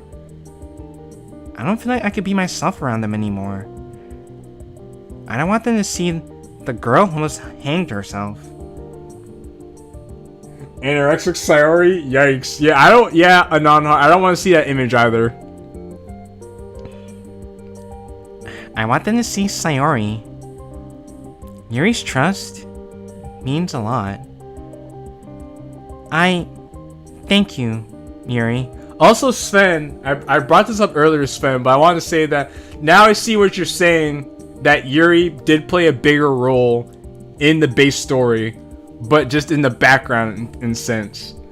After playing Street Spirit in this, I definitely see it now. So it's nice to see that all my questions have been answered by just playing through everything. So, thank you, Sven. I appreciate that for letting me know without spoiling anything. It's not a problem. Oh, here we are. Hey, look, it's the DDLC Plus background. Yeah, she's Sayori's rock. Yeah. You know, Sven, I had the feeling that was the case during the base story, based on how much time Yuri and Sayori have been spending together. But the parallels definitely add more context to that. So that's definitely really cool. Also, like I said before, DLC Plus background. We arrive at the sacred site, the holy temple, the vending machines. So, listen up. Here's the game plan. I'm gonna get a double chocolate cookie, and you absolutely cannot stop me. Yuri giggles softly. I don't think I could, even if I wanted to. In goes the dollar, out comes the cookie. Yuri gets an oats bar for herself. Yo, some Hall & Oats? Boring. I chomp down the far superior cookie. So good. Huh. Funny reference to base DDLC. I don't even need to exaggerate. This is just really good. On par with Natsuki's, do you think? I contemplate before answering. No, not in a million years. You can't beat those cupcakes. You know, I don't much care for sweets. Except dark chocolate, apparently. That's different. It's semi-sweet and a relaxant. I love how defensive she's getting about it. She's like, hey, look you! Dark chocolate relaxes me, and it's bittersweet, okay? Don't judge me, Sayori. It's okay, Yuri. I like dark chocolate too. I actually really love dark chocolate, Yuri, so You and I are in the same boat, Yuri. Right. Anyway, being that as it may, even I can deny that Natsuki's baking skills are, admittedly, incomparable. Don't call me out like that. Oh, Nature Valley. You know what? Yeah. No, yeah, non-heart. Yuri would be a Nature Valley. Like oats and honey girl. Definitely. Excuse me. Now I'm craving a cupcake. I have to bug Natsuki for some until she caves in. Yeah, there's a joke in there somewhere, but... Which reminds me, I lean up against the wall a bit, crossing my arms. You want to tell me the real reason we're here by the vending machines instead of at the club? If Sari's perceptive. Ooh. Oh hey, don't take that the wrong way. I love spending time with you, really. But I'm just saying, I've got a lie detector built in. I tap my head rhythmically on the last two words. I got a lie detector right here, in my head, Yak. You can't lie to me, Yuri. Well. Sari's insanely perceptive. Sea salt dark chocolate is great. You know, Sven, Sven, there's a reason why we get along, Sven. You and I see eye to eye on a lot of things, Sven. So you know what? Big ups to you, man. Even though you're like 4 years older than me, we see eye to eye pretty often, Sven. Oh, okay. There is something. Ha! Knew it. Can't hide it from me. No, of course not. I probably shouldn't have kept it a secret in the first place, but I did give my word. Monica needed some time to prepare something. In fact, it should be ready by now. So, maybe it's best I just show you. Racy there. Yuri's like, oh, what? Oh. Wait, Sayori! She gets flustered at the sudden change in volume and lets out an audible, adorable squeak. Like, basically an empath. Never change, Yuri. I have certain difficulties with running. What? How? Oh, right. Oops. I forgot about her impairments. Oh yeah, she runs like a penguin. I remember that. Sorry, I'm just got a lot of energy to burn right now. That's quite alright. That cookie won't help with that energy problem, you know. Yeah, but... Yes, but it's just a cookie. I know. Just don't be surprised if you end up with a sugar high. Fine. I'll save it for later. I shoved the half cookie into my bag. Just a reminder. She runs like a penguin plus booba joke laugh at booba joke. Laugh, fucker, laugh. You know, Spen, I thought you were gonna. I have figured the booba would be a big part of why she can't run. But I was like, that's too obvious. That's like the way too obvious thing to say. So, what's the other reason why she would want to be running? Aside the fact that she's not wearing a sports bra, most likely, is yeah. She runs like a penguin. So, but yeah. Laugh, fucker. Laugh at the obvious booba joke. Just consume booba. Wait patiently for more booba. No. You're right. I should cut down the sweets, really. We walked in silence for a little bit. I'm much more myself than I was. Just being here and hanging out with the people I love most. My only worry is what Yuri's keeping from me. I guess I'll see in a moment or two. We round the final corner, seeing the open club room door. So, am I gonna get ambushed or something? What? What? No! Surprise birthday party? Sorry, it's October. Your birthday's in June. I didn't say it was for me. Still, sorry. There isn't a birthday to. Wait, why isn't ambush your first thought? Oh, I don't know. Thankfully, it's the only boober joke because I couldn't fucking bring myself to do that again. I mean, it would lose its impact, Sven, if you did it more than once. So it's okay that you did it the one time. Plus, I mean, I don't know. I would assume, Sven, you have an IQ above 4. So obviously, you're gonna write better joke. You're gonna write better comedy than using the same joke again. She sighs, barely disguising a laugh. You never cease to entertain me.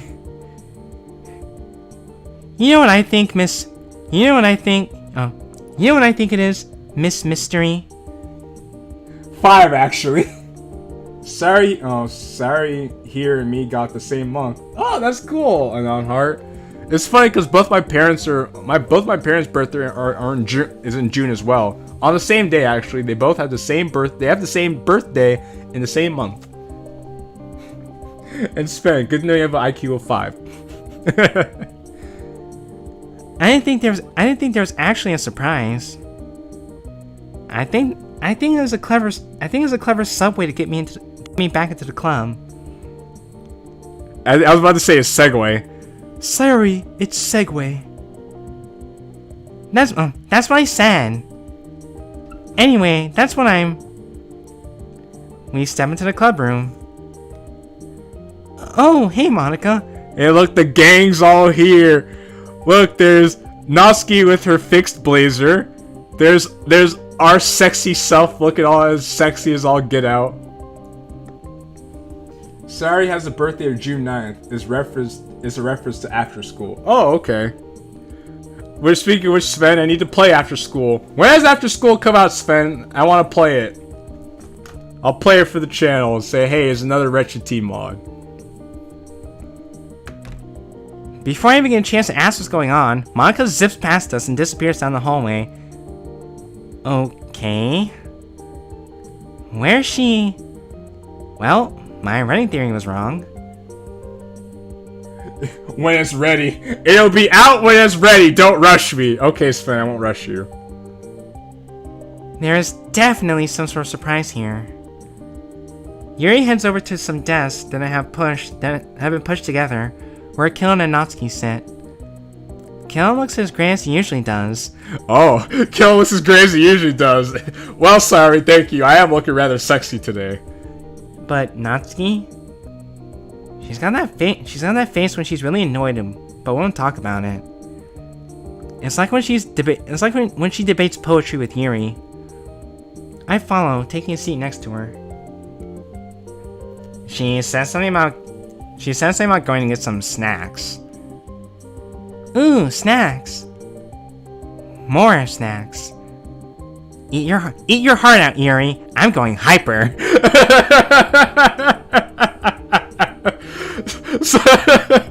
Eat your heart out, bitch! I'm gonna get my fill of sugar. Looks as good as he usually does. My girl, the guy's a fucking mold in 2017. You know what they say, Sven? Business in the front, party in the back. And you know MC is all about that partying though. Yeah, hopefully she won't be gone for long. Monica appears in the doorway almost instantly after his sentence, almost as if she was summoned. And then Monica looking strung out. Shit. Wizard of the Arcane junk food. Her arms are chock full of chocolate, cookies, peanut butter. Did she smash open one of the vending machines? Jeez. Well, there goes a wasted $1. Oh, wow. You weren't lying when you said snacks, Monica. Well, I wouldn't be a proper welcome back without them.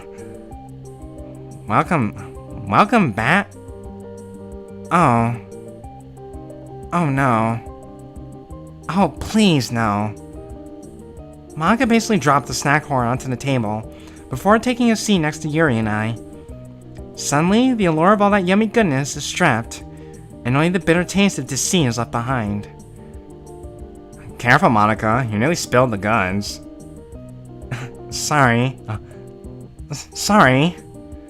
I'm just excited to have our vice president back. Please, God, don't. Not today. I really want this to be a special occasion.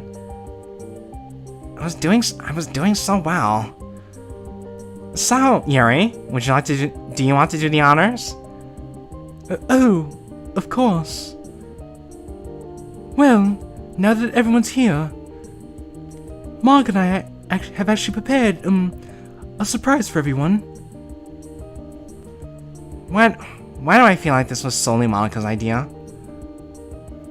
I don't want this attention. They have to know I don't want this attention. Why are they doing this? Monica strides over to the teacher's desk and unzips a backpack that was lying on top of it. What? Oh. And there's the tea set, yeah. A new tea set? That's actually nowhere near as bad as I thought. And hey, it's pretty cute too. Even has all our names written on it. Did she paint that on herself? The handwriting is perfect. It must have taken a lot of their time. It's not much, but I thought it'd be nice to share. Ooh. This looks so good, great, fancy. She unzips the backpack. Pumped up kicks lace in the distance.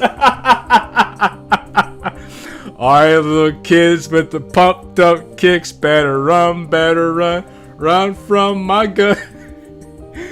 You know, man, there's a YouTuber called Birdman, and he has this thing about Eugenes, which are basically like the trench coat mafia that nobody talks to. So he said, when Eugene reaches into his backpack, it's time to run. Also, Sven, it reminds me of the mod Sari Shoots Up the Literature Club. You remember that mod, Sven? Ah, it makes me wish you played Sari Shoots Up the Literature Club. I just mentioned that. Yes, man, that's a the Birdman. I guess you know him. I guess you know him. I can't think straight. Elegant. Nailed it. I hate this fucking smile. That makes it look so stilted. It's creepy. Thanks, Yuri. Thank you. Guy eviscerates cinema sins. Can't help but love him. Unfortunately, yes, I do.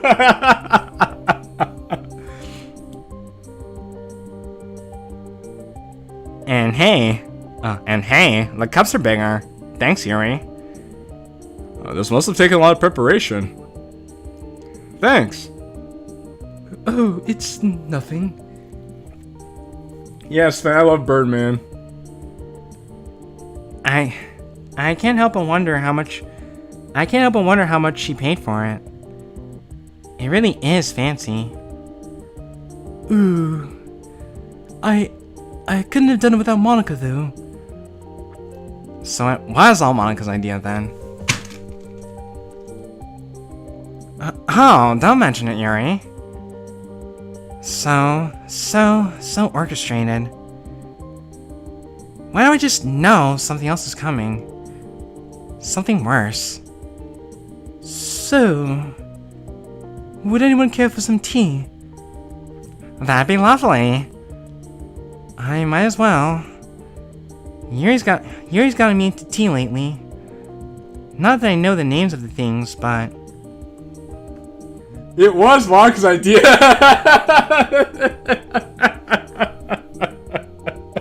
It was like, yeah, fucking Monica. Still, Ooh, yes please. Ditto. Yes, yes, thank you. Noting the reception, Yuri whisks a new teapot away. And Monica goes into her bag. What's Monica gonna pull out this time, I wonder? Also, the music stopped. What's next? Sayori? Hmm? She waves a card in my direction. Oh jeez. Please. It's for you. Of course it's for me. From all of us. Thanks, guys. A Glock? Exit music, Monica's a dumbass. Hey, yo, Sven, come on, man, Sven. Sven, man, listen.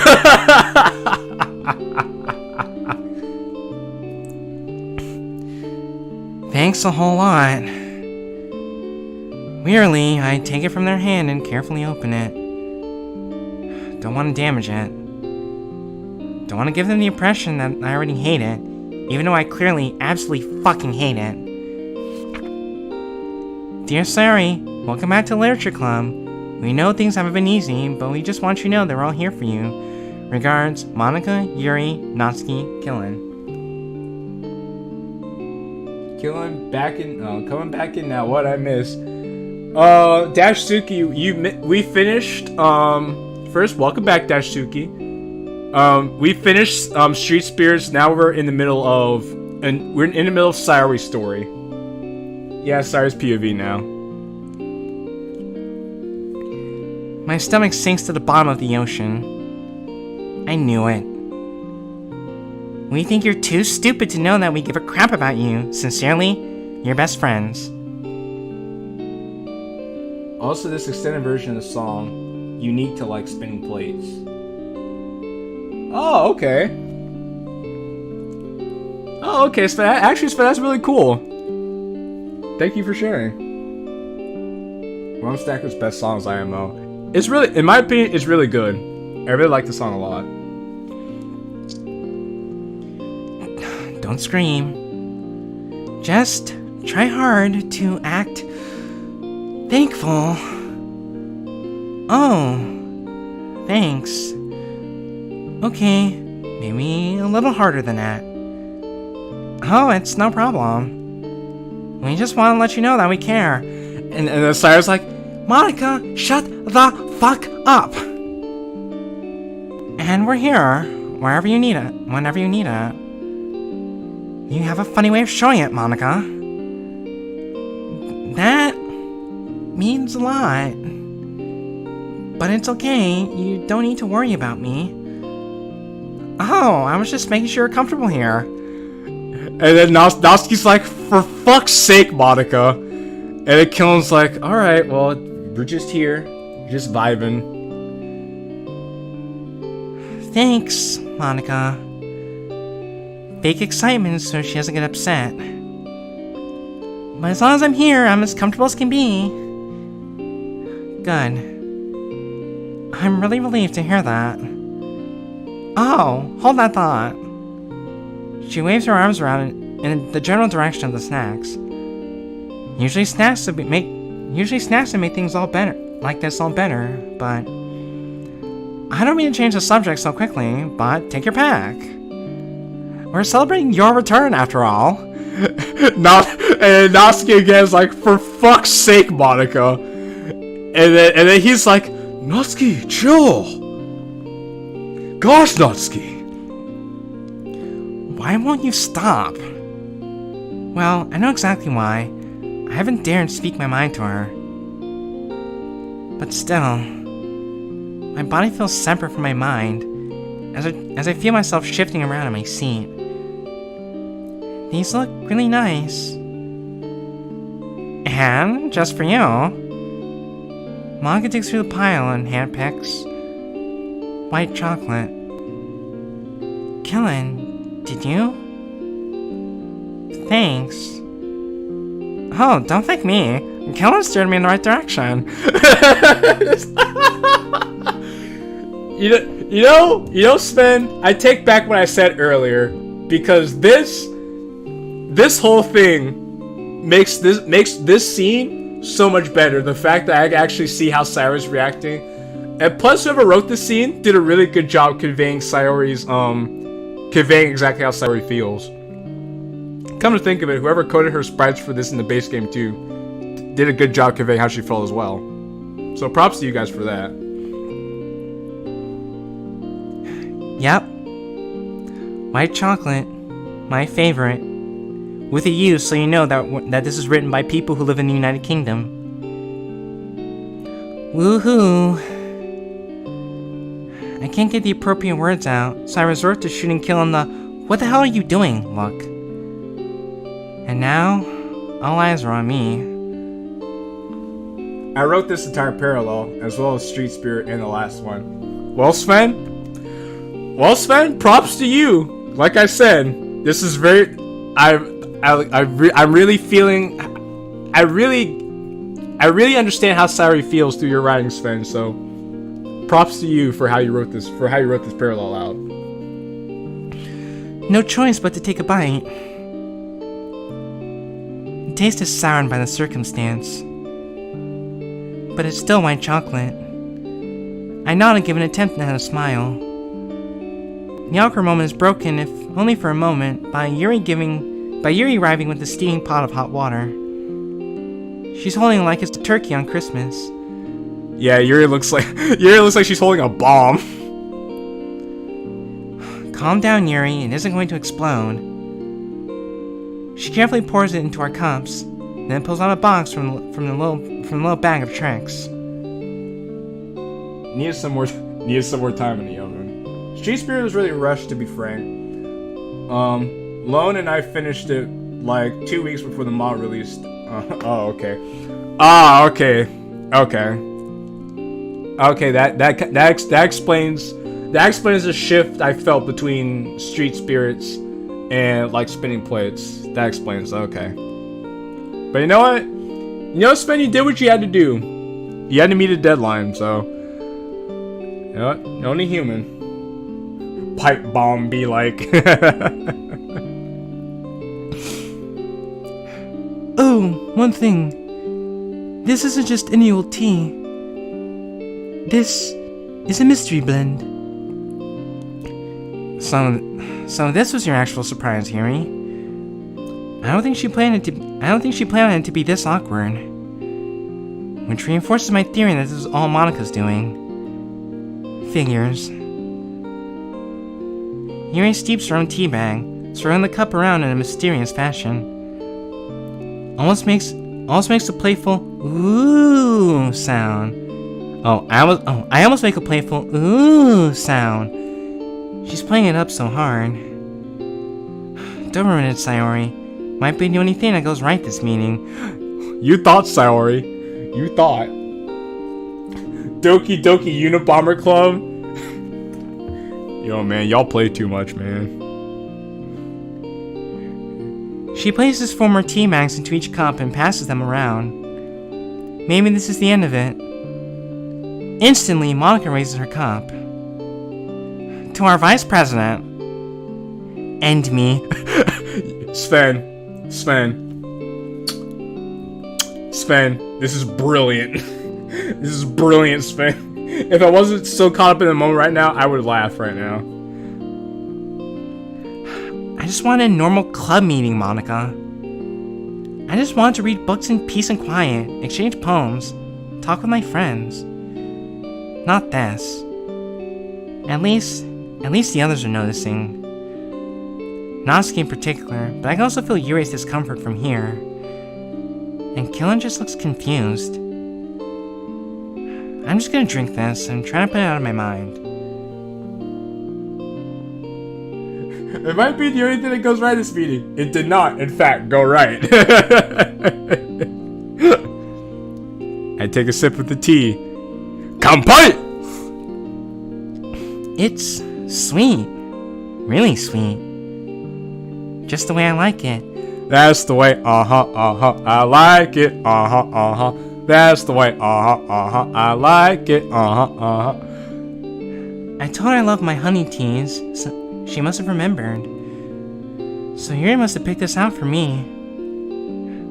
It would have been a nice gift if it had been staged like a public toast. The others seemed to like it too, other than Natsuki. Really? I couldn't tell. Natsuki looks like she's kind of digging it, but she's like, I mean, it's fine, I guess, but it's good, but it could be better. I can see that winch a mile away, Knots. This is really nice, Yuri. Might as well throw in a... Yeah! Absolutely. Natsuki's like, listen. Yeah, it's good. What is it? Yuri basically beams and sits back in her chair, content. Well, if you saw her when she took a sip, she made that face. Oh, okay. Okay, yes, I missed that part, unfortunately. But based on how awkward her face looked there, I was like, yeah, you could tell she's like, was a big fan of it, not like everyone else. Thankfully, she didn't see Natsuki quickly pour part of her tea in the Killen's cup without so much as a blink. Damn! That's savage. That's savage, bro. Jeez, I don't even think he noticed. I stifle a laugh. It's a mystery blend for a reason, Killen. Damn it. Nah, I got nothing. Why don't you all get some flavor? I'll let you know if you get it. You're on. Yeah. You're on. Bless you, Yuri, for the distraction. A game with friends. Thank God. I took a long sip from my cup and closed my eyes. I know it's something similar at our house. Not even a week ago. No, I know I've had something similar at her house. Not even a week ago. Though, my mind is kind of hazy. In the base game, she does the same thing. She goes, yeah, it's good. That gives MC a big wins. Okay, I think I might have noticed that when I played it. You may not have been here for that, but I'm pretty sure I paid attention to it that time. But this is suspended. It was kind of different because, like, I was trying to look at everybody at the same time and didn't pay attention to Natsuki. I'll be sure to do that when I rewatch this. I barely remember what I did this morning. Stupid brain fog, making me look dumb. You know, it reminds me of a friend of mine. This is driving me crazy. Like, it's right at the tip of my tongue, but I can't figure it out. Yeah, it's subtle as shit. Oliver's idea. Of course it's Oliver's idea. The apocalyptic trollmaster and all. I usually love puzzles, but I'm stumped. I make a faux pleading face to Yuri. Hoo. Puppy eyes aren't going to win me over, Sayori. Fair enough. It was worth a shot. I know I can figure this out. I just need a little something to work with. This is impossible. Can we get a little hint? Okay. This blend has organic rooibos, honeybush, and blueberries. Organic rui, what? I swear, Yuri, you're too smart for your own good. That's funny. Luckily for me, everyone else seems to be as confused as I am. Except Monica, who has a beaming grin on her face. Looks like someone knows. Any guesses? Okay, sorry, think. Where have you tasted this before? I'm trying to break through the permeating brain fog. It's right on the tip of my tongue. No shit, you mug. You just drank it.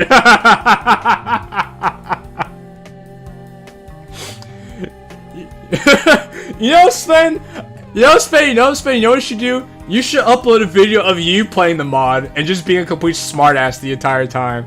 I think people will watch that. People in the Retro T Discord would totally watch you be a smartass playing your own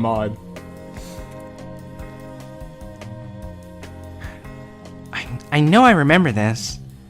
I think I go, Oh, Sven, that was cool. I saw that. You made Monica mouth the words. my concentration is broken by Monica's sudden movement. We're actually doing developer commentary in a month or two. Okay, no, Sven, I'm gonna watch that. I'm definitely gonna watch that. Is she trying to whisper something?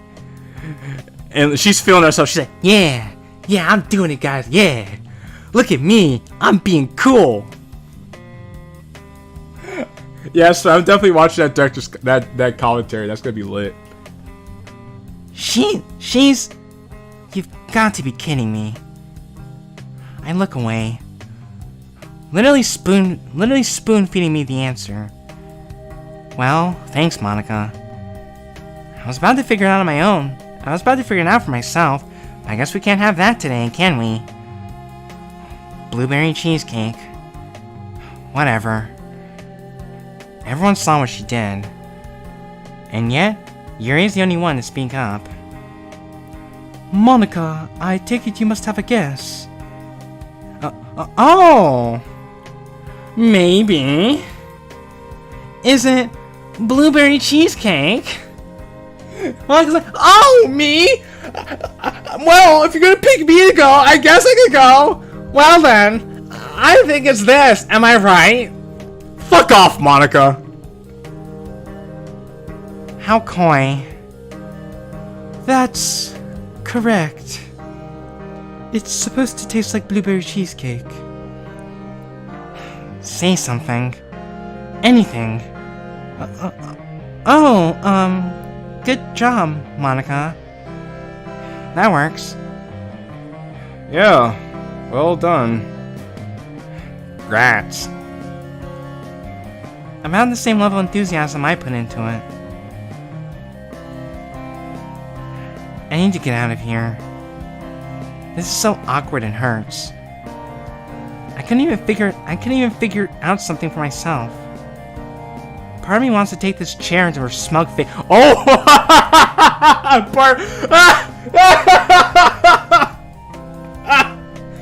Party wants to take this chair to her smug face. That's the ultimate fuck you, Monica. Bam! Sorry wants to partake in impromptu facial reconstruction surgery with Monica.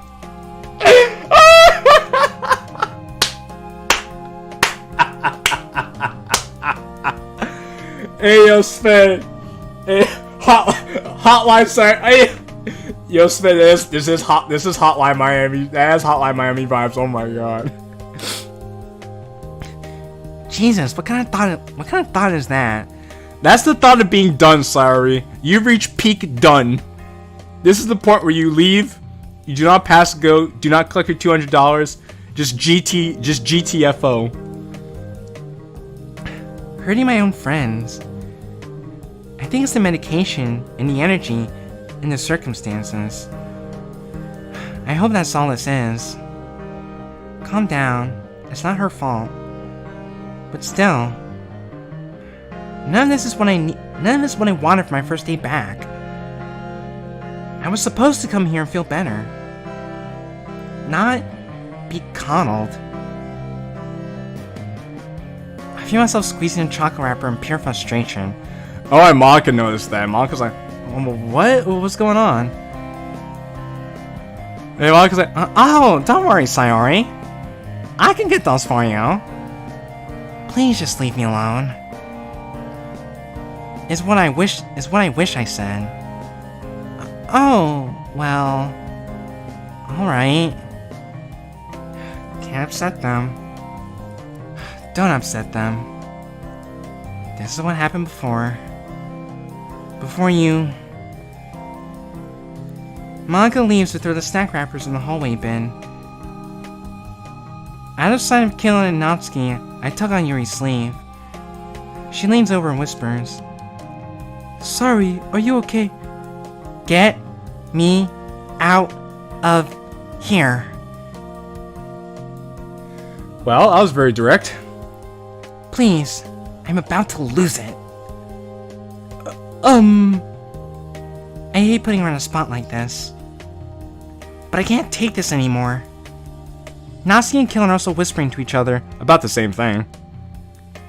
how to make their best exit before this gets ugly, probably. As Zero starts to reach for her bag, Monica enters back in. The atmosphere thickens as soon as she does. Yeah, because everyone looks so fed up because of fucking her. I'm like, great. Great, Monica. Killen pipes up. Monica? We were thinking maybe it'd be a good idea to exchange poems. I appreciate him trying to salvage this, even though I'm sure he knew about it. Yeah, good idea, Killen. Like the flip of a switch, Monica goes straight into Club President mode. Oh, okay, everyone. It's like Monica's a robot.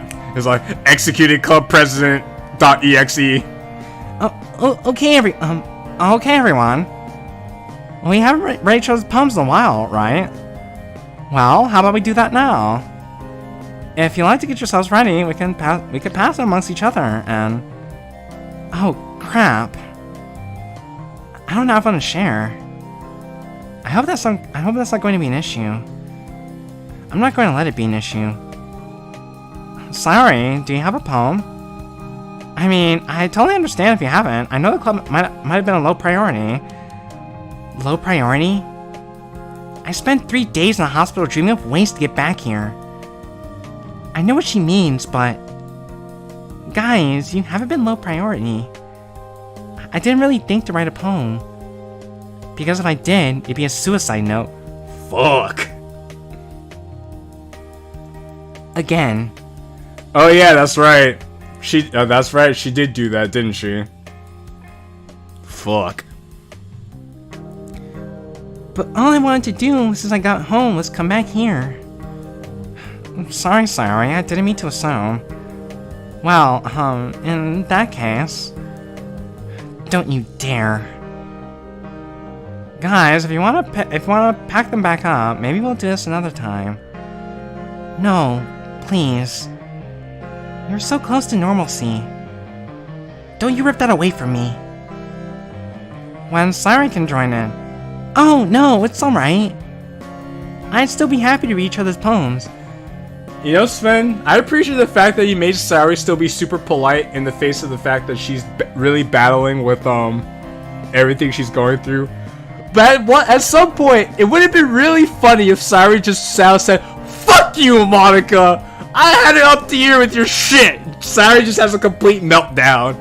And she's like, "You know what, Monica? I just want to come here and have a normal club day. But no! You had to come here patronizing me shit like you think I need to be baby. Well, fuck you, Monica. I'm a capable person. I can do this myself." If Sayuri just had a meltdown like that, just for a brief second.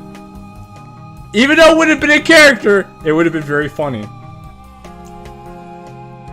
Sayuri cares so much for her friends, she'll ball up everything. No, obviously, I could see that. And I respect the amount of strength. I respect the amount of restraint that she has. It's just that the sadistic side of the little sadistic part of me was like, I kind of want to see Sayuri just have a meltdown, and just blow up at Monica's face. But Natsuki does that for her, I guess. So, I guess in a way, I get what I want. Besides, I wouldn't want to be the reason for holding everyone else up. But I don't want you to feel left out, Sayori. I already feel left out, Monica. I'm sure they don't mind holding their poems back until... Monica, I really think you should let Sayori make the decision. Yuri's been quietly sitting, but I feel the frustration from her. Yeah, it should be up to her. Natsuki has had enough. Natsuki has had enough as well, it seems. I appreciate them sticking up for me, but I don't like where this is going. At all. Predictably, Killen doesn't say anything. Monica notices Yuri and Natsuki staring at her, and she falters in her sentence. Viva la revolucion! I can feel it coming. The air before an argument. I felt it before Yuri and Natsuki spats. This is not happening again. I am not going to be the cause of a fight. Sometimes, you just have to walk away. You know, it probably is best if we leave the poems for tomorrow. Oh. Wow, if that's what you want. No, it's not what I want. But if the club is about to become a battleground, I'm not sticking around for it. I lean towards Yuri. I'm leaving. I don't care if you go or stay, but I'm gone. I'm done with this. I'll go with you. You don't have to. I don't want to stay here either. We pack up our bags while Monika's putting away some snacks. I shoulder mine as Yuri stands up. I consider apologizing to Natsuki and kill him before leaving. No, not now. Not in front of her. And I'm not sure if I could look at him right now. We've almost made our escape until... guys? Keep walking. Thankfully, Yuri doesn't stop either. We exit the room and head into the hallway. But I can hear footsteps right behind us. Guys, wait, please. Can't we just sit down and talk about this? I consider just ignoring her. Monika, I'm not doing so hot. I just need to go. Sorry. All I wanted to do was... I know. I need to go. Please, just... Monika! What the hell is your problem? I was just trying to help. Natsuki made her way behind Monika, her voice echoing off the walls. I am definitely not staying for this. I cling to Yuri's arm as my friends start arguing behind me. How? By treating her like a kid?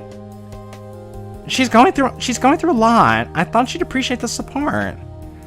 Maybe she'd appreciate it if you treated her like a human being. Not like some sick puppy you have to... Oh, I get it, because it's getting softer and softer because Sayori's walking further and further away. Not like a sick puppy you have to. Natsuki's voice peters out as we move out of earshot. We're a good distance away now. Sorry, I was running errands. I backed up. That's okay, Convex. We're still chugging along. We're on Sayori's point of view, and this was just after the surprise party was over and Sayori left. So near the exit of the school, the afternoon sun illuminates the windows. We've nothing but the muted sounds of the fountain and city outside. I need to get out of here completely, if it's the last thing I ever do.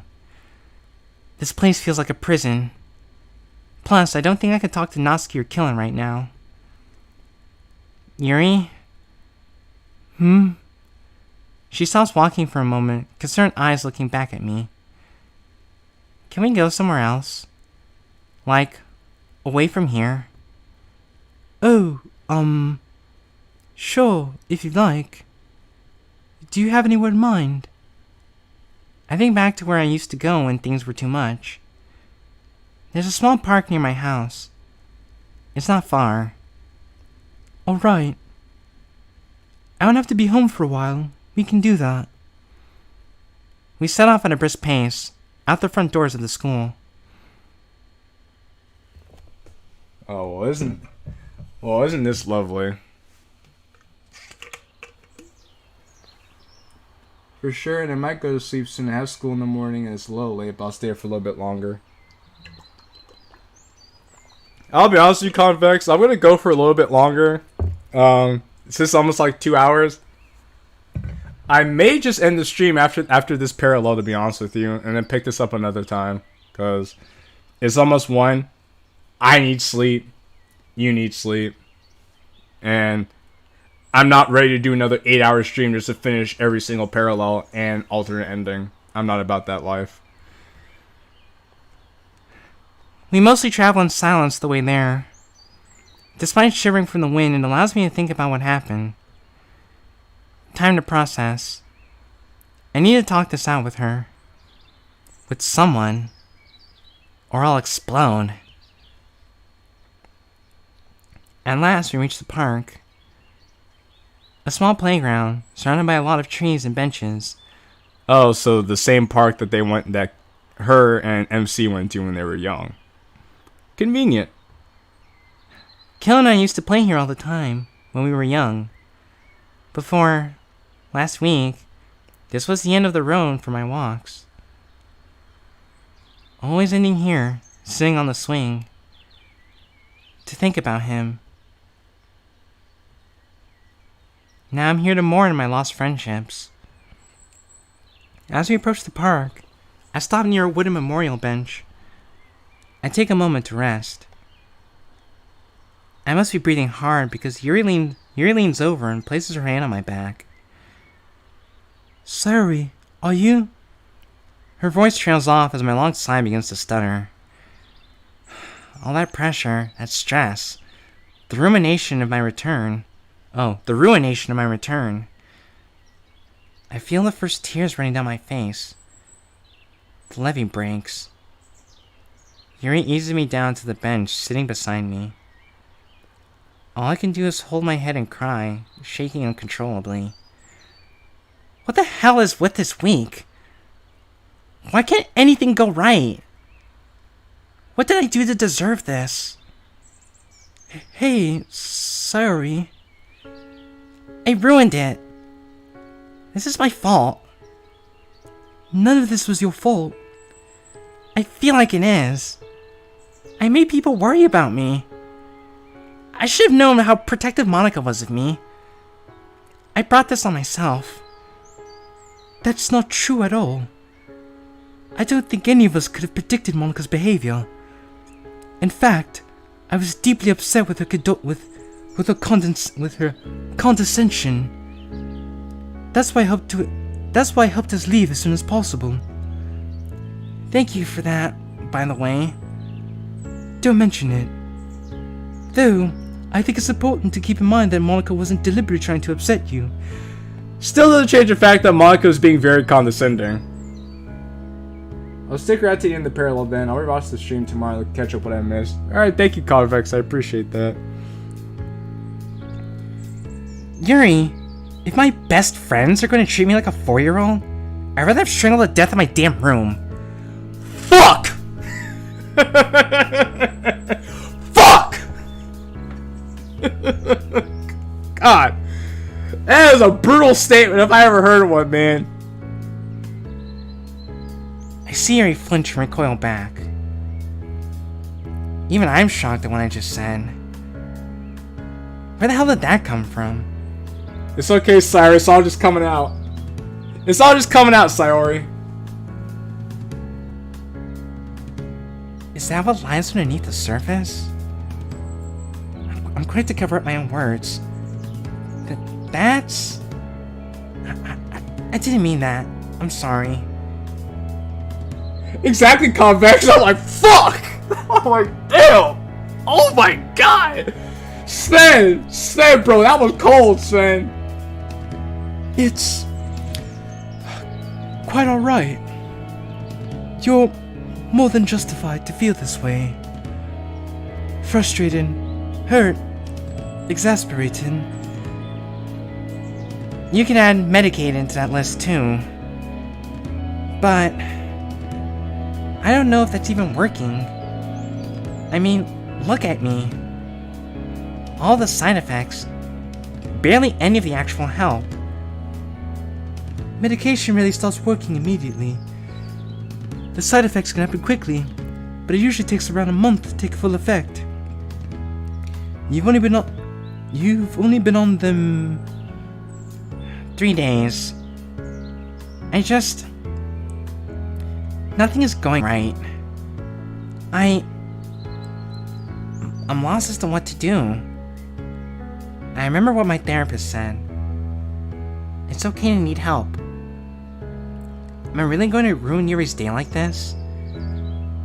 Bro, sorry. Sorry, listen, Yuri is there for you. Yuri knows exactly what you're going through. If anyone could be there for you right now, it's Yuri. I need to unload this. I'm here for you. I'm listening. Yuri gives me some space and leans back on the bench. I take a deep breath. I have to get this off my chest somehow. I'm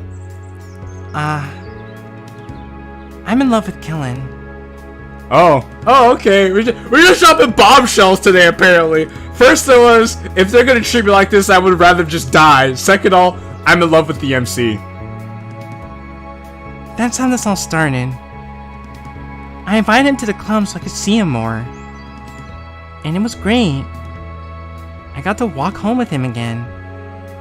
I was able to be in his presence longer. I was on top of the world. Then, he started hanging out with Natsuki. I didn't mind at the time. I was so happy for him to finally be coming out of his shell. Then I told him how I felt, and I couldn't hold it in any longer.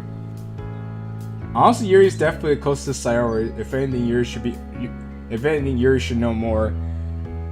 Well, you know what? Well, you know what, Convex, you missed it. I think you missed it because well, actually, no, you didn't miss it. But yeah, you're right, Convex. You're right. Yuri should know everything. So this is good. Though I will say though, this adds an interesting dynamic because Sayori is telling Yuri that she likes the MC, but Yuri also likes the MC.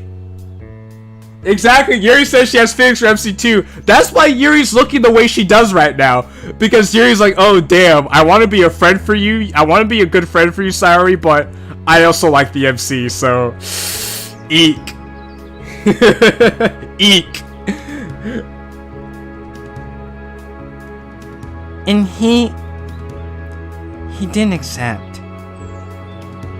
That's why I knew he was more interested in Natsuki. That, combined with... I sigh and rub my eyes. I was texting Monica the day before it happened. She mentioned Killen. About how she wanted to confess to him after the festival. What? Wait! Hold the fucking phone! You're telling me Monica wanted to confess to him? What? Whoa, dude! What the fuck is this, bro? Everybody wants MC's dick now, okay. Everyone's jockeying for MC, apparently. Yeah, all of them! MC could have had a fucking harem if he wanted, apparently. Who'd have thought, Convex? She also had feelings, apparently. And asked if I'd mind. Fuck. Yo, bro, that's messed up. Yo, bro, this is all kinds of fuck, man. I mean, it is DDLC. I don't know what else you're expecting. Sven, come on, Sven, bro, what the fuck, man? You're telling me he could have had a harem in this? And he's stuck with Natsuki, bro? Come on, son. I got an apology text from her in the morning, but it ripped me apart that night. And I think that was the breaking point. I didn't want to live anymore. I couldn't stand to wake up one more time and see him with someone else. Damn. Imagine killing yourself because the love of your life was with somebody else. Imagine. I mean, I don't think they'd be cool with dating each other. No, I don't think they'd be cool with dating each other either, Sven. Definitely not. That's just a very complex and convoluted situation that we don't need to get into, Sven. Even if it was with a friend that I loved dearly. It sounds so selfish, and it is. But Yuri, I love him so much it physically hurts. I don't want to feel that pain. I don't ever want to feel like I did that day. Take me to the place I love. Take me all the way. And because I was so selfish, I caused him pain myself. I caused everyone pain. And now I can't even be myself around my friends. I don't even feel like Sayori anymore. I feel like some kid that needs to be supervised. And I deserve all of it. I sniffle and chuckle to myself. Love's screwed up, isn't it? I've had attractions to others, but I really do love him more than anything. Which makes it all the more fucked up. What happens at the end of base DDLs, out of base exit music, Redux? Oh my days, bro. The fact that Sayori stayed by his side while MC was mourning Natsuki's death, still says she loved him, and he chose to jump off a bridge rather than be with Sayori. Sayori cannot catch a break, man. If Yuri tells Sayori that she has feelings too, that'll literally be the sprinkles on top of Sayori's messed up life, bro.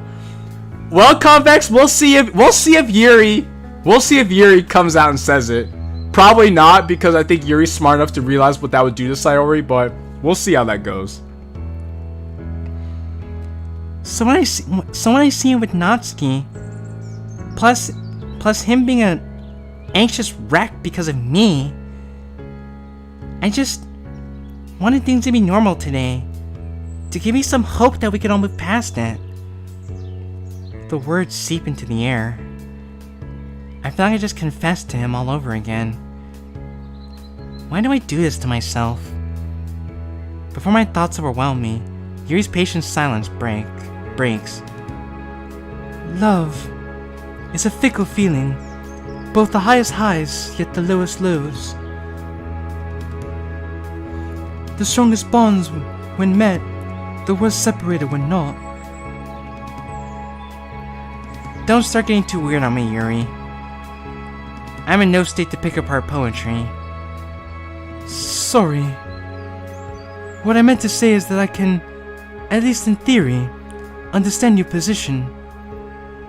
That though not as intensely as you felt it, I have felt love unrequited before.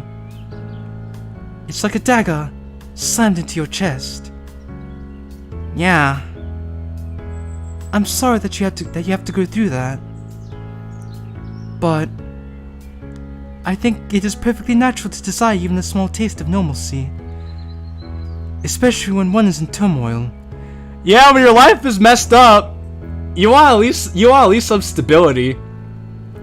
I've noticed that in my life, like a lot of the girls that have been attracted to me have been girls that have a lot of turmoil in their lives, because I offer a source of stability and cheerfulness. That's why you guys are here, because you think I'm cheerful. Well, apparently other people see that in me too, and I'm like, how about that? It's like a supportive structure. A dose, however small, of happiness that you can rely on. And I believe that it's also perfectly natural to be upset when the promise of normalcy is taken away from you. If that makes sense. Yeah, it does. We sit in silence. The tears have mostly stopped. I wipe my eyes with my sleeve. Yuri hands me a handkerchief. Thank you. No need. I apologize that I'm not the best at this. Really, Yuri, you've been doing an amazing job. Because you're also one of the YouTube hosts. Convex. Hey, you know, Convex. Hey, Convex. Thank you.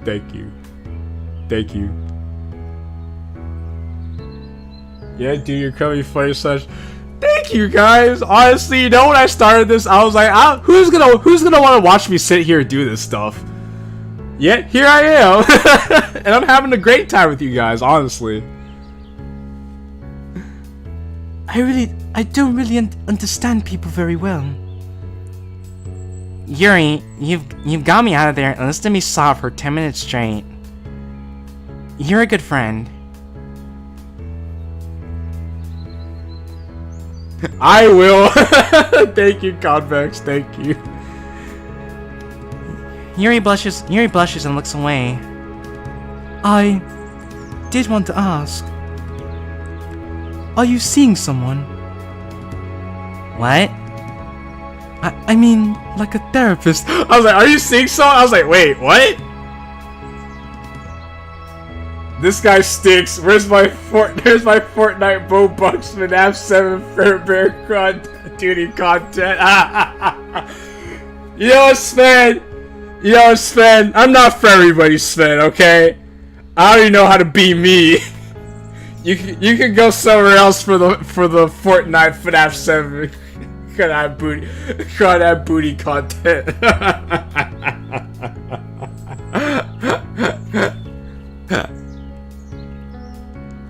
Oh, yeah. I talked to one in the hospital. I'm officially seeing her weekly this Saturday. Why? That's good. I just think that it'd be prudent to have an outside perspective on these things. Maybe it'll give you some peace of mind or valuable advice to follow. Yeah, I suppose. I don't know, just... You really think Monica was just trying to help? I do. She does care a lot about you. However, I believe it shows in an unhealthy way, like she's overcompensating, perhaps.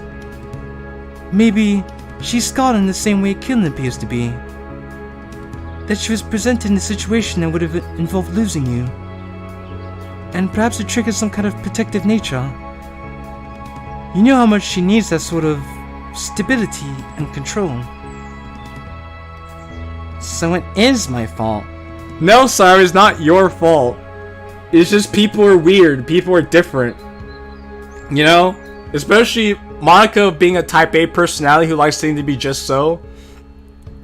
This whole week has been a nightmare for her when someone who likes things to be just so has everything spiral out of control around them. Monica was going to implode on herself and become a wreck.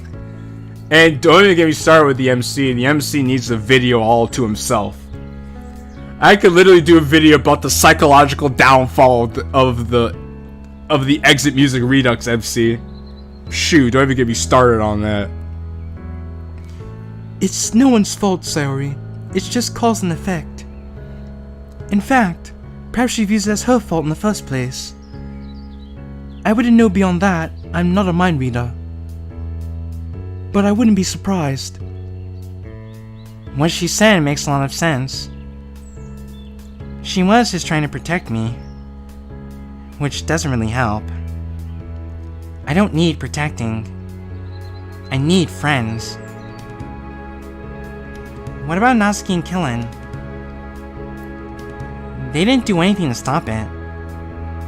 Well, actually, Nats did. But it's not what I would have wanted.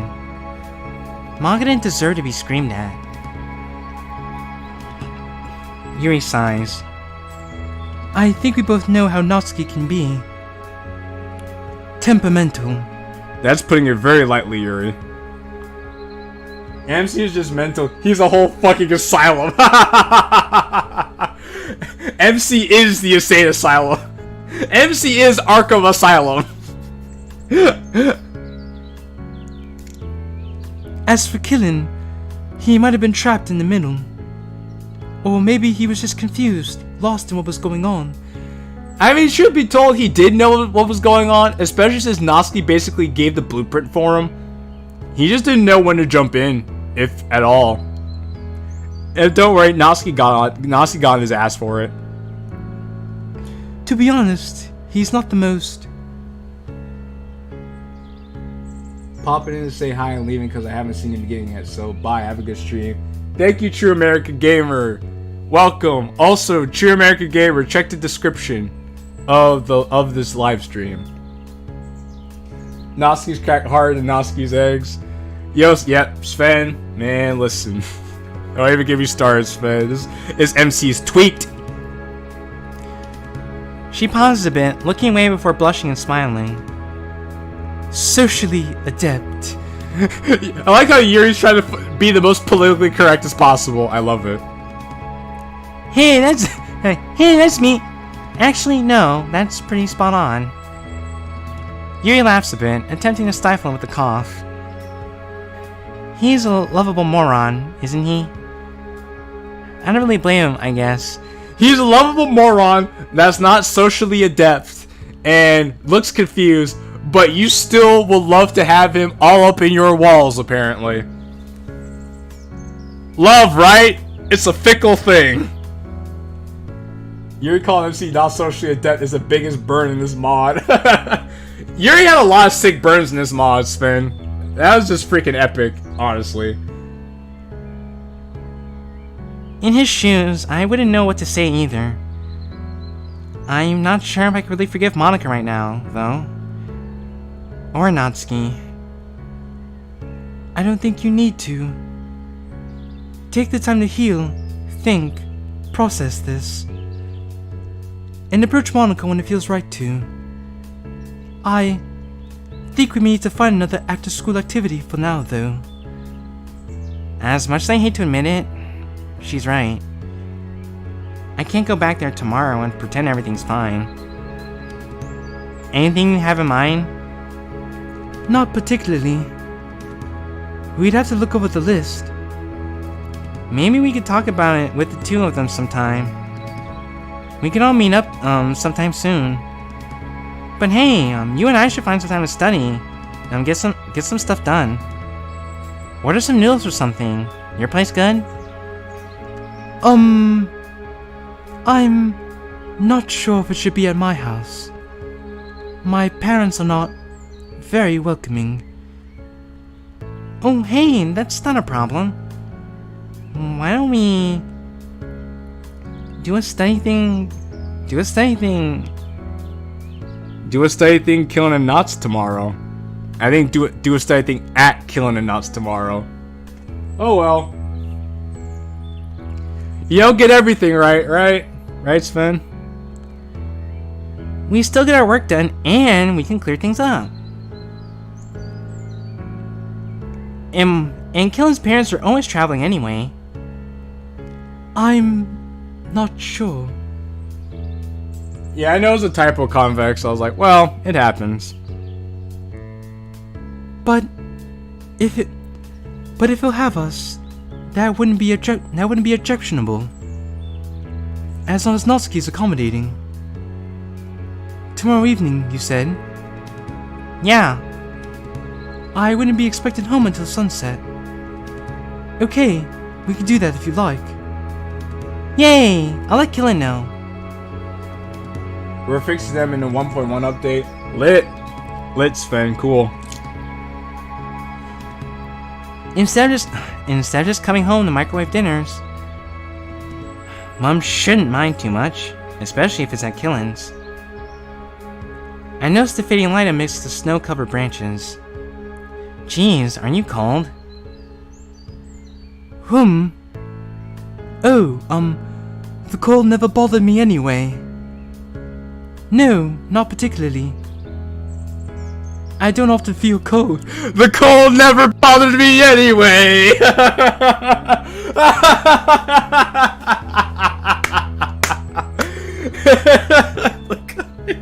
Yuri is Elsa confirmed. Yuri is Elsa confirmed. Okay. Okay, Ice Queen. I'm freezing over here. Perhaps you should have worn your coat today. I was in such a rush this morning, I forgot it. I was excited for... well, whatever. I'm sure I'll get a finger wagging from Mum about it. Oh god, speaking of parents and curfews.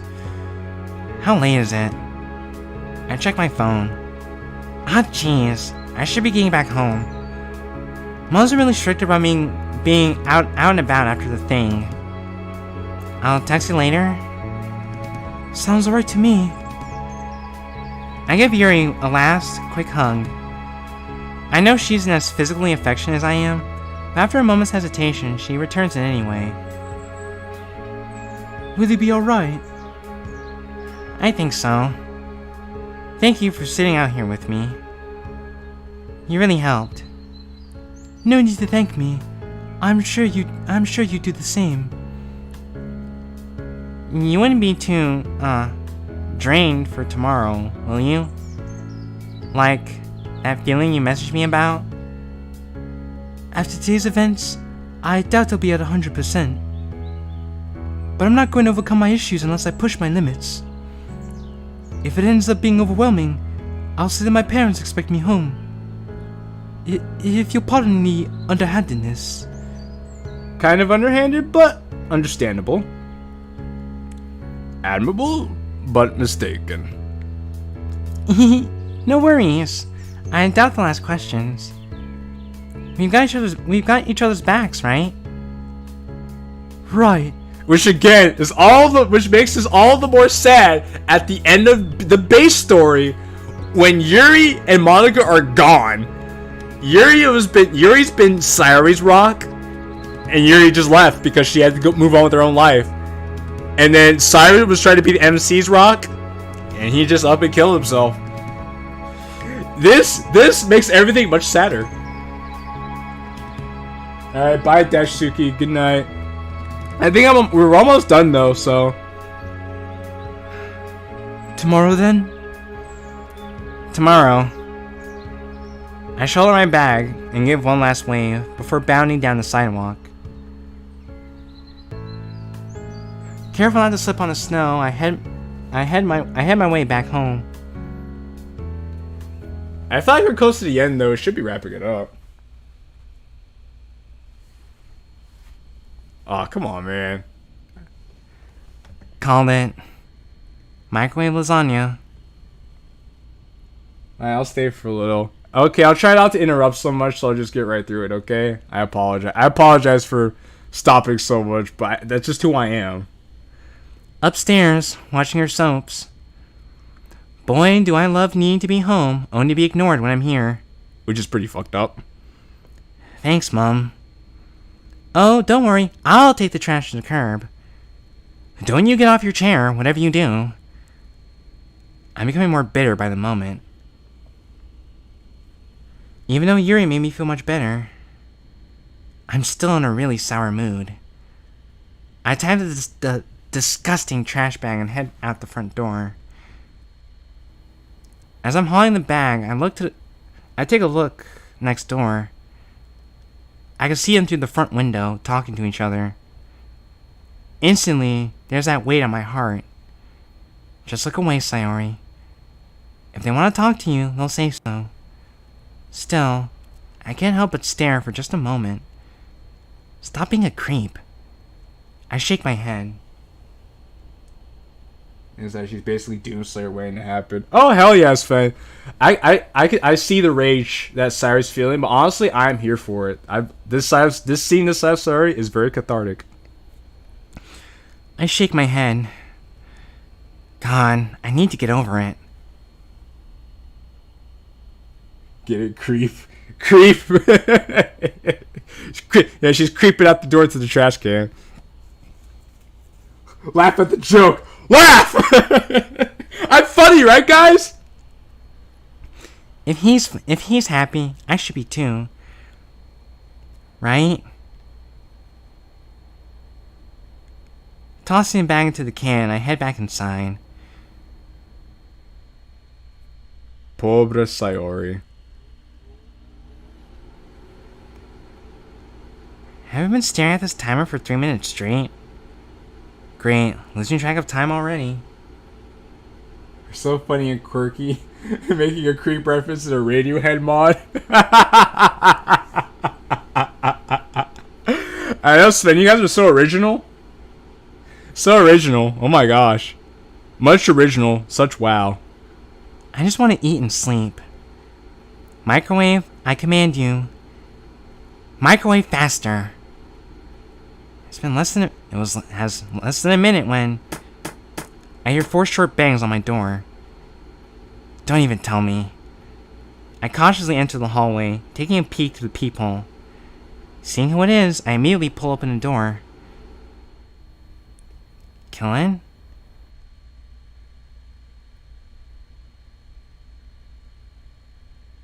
That it? Oh yeah, that's it. Okay. Those endings are extremely jarring, but I'm like, wow. Alrighty then. Let me see what we have here. This is separator. So this is not Ski's. So this is not Ski's point of view. Okay.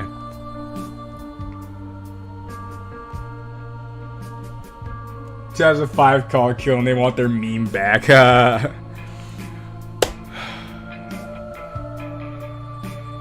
Shit. Yeah, you guys are savages, bro.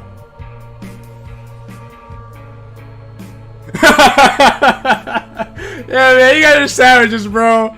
Man, listen, man, I just try to have some fun here. Hey, look. Anyway, No, I don't, Sven. You're right. You're right. I don't. I pretty much got the idea what you're going for, and I think it ended in a good place, which is exactly what I care about. So, to me, like spinning plates couldn't have ended any better. So, I think I've been going for about 3 hours now. I'd say this is a good stopping point as any. So far we completed Street Spirit and Like Spinning Plates. So the next stream I'm going to do Separator, and this is probably going to be this is Monica's perspective.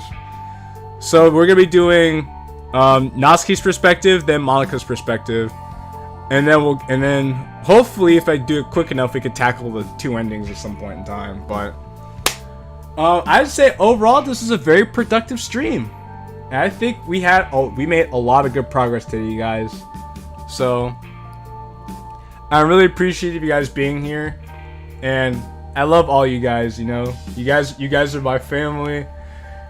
You guys are the killing collective, and honestly, you guys make doing this so much more fun and enjoyable.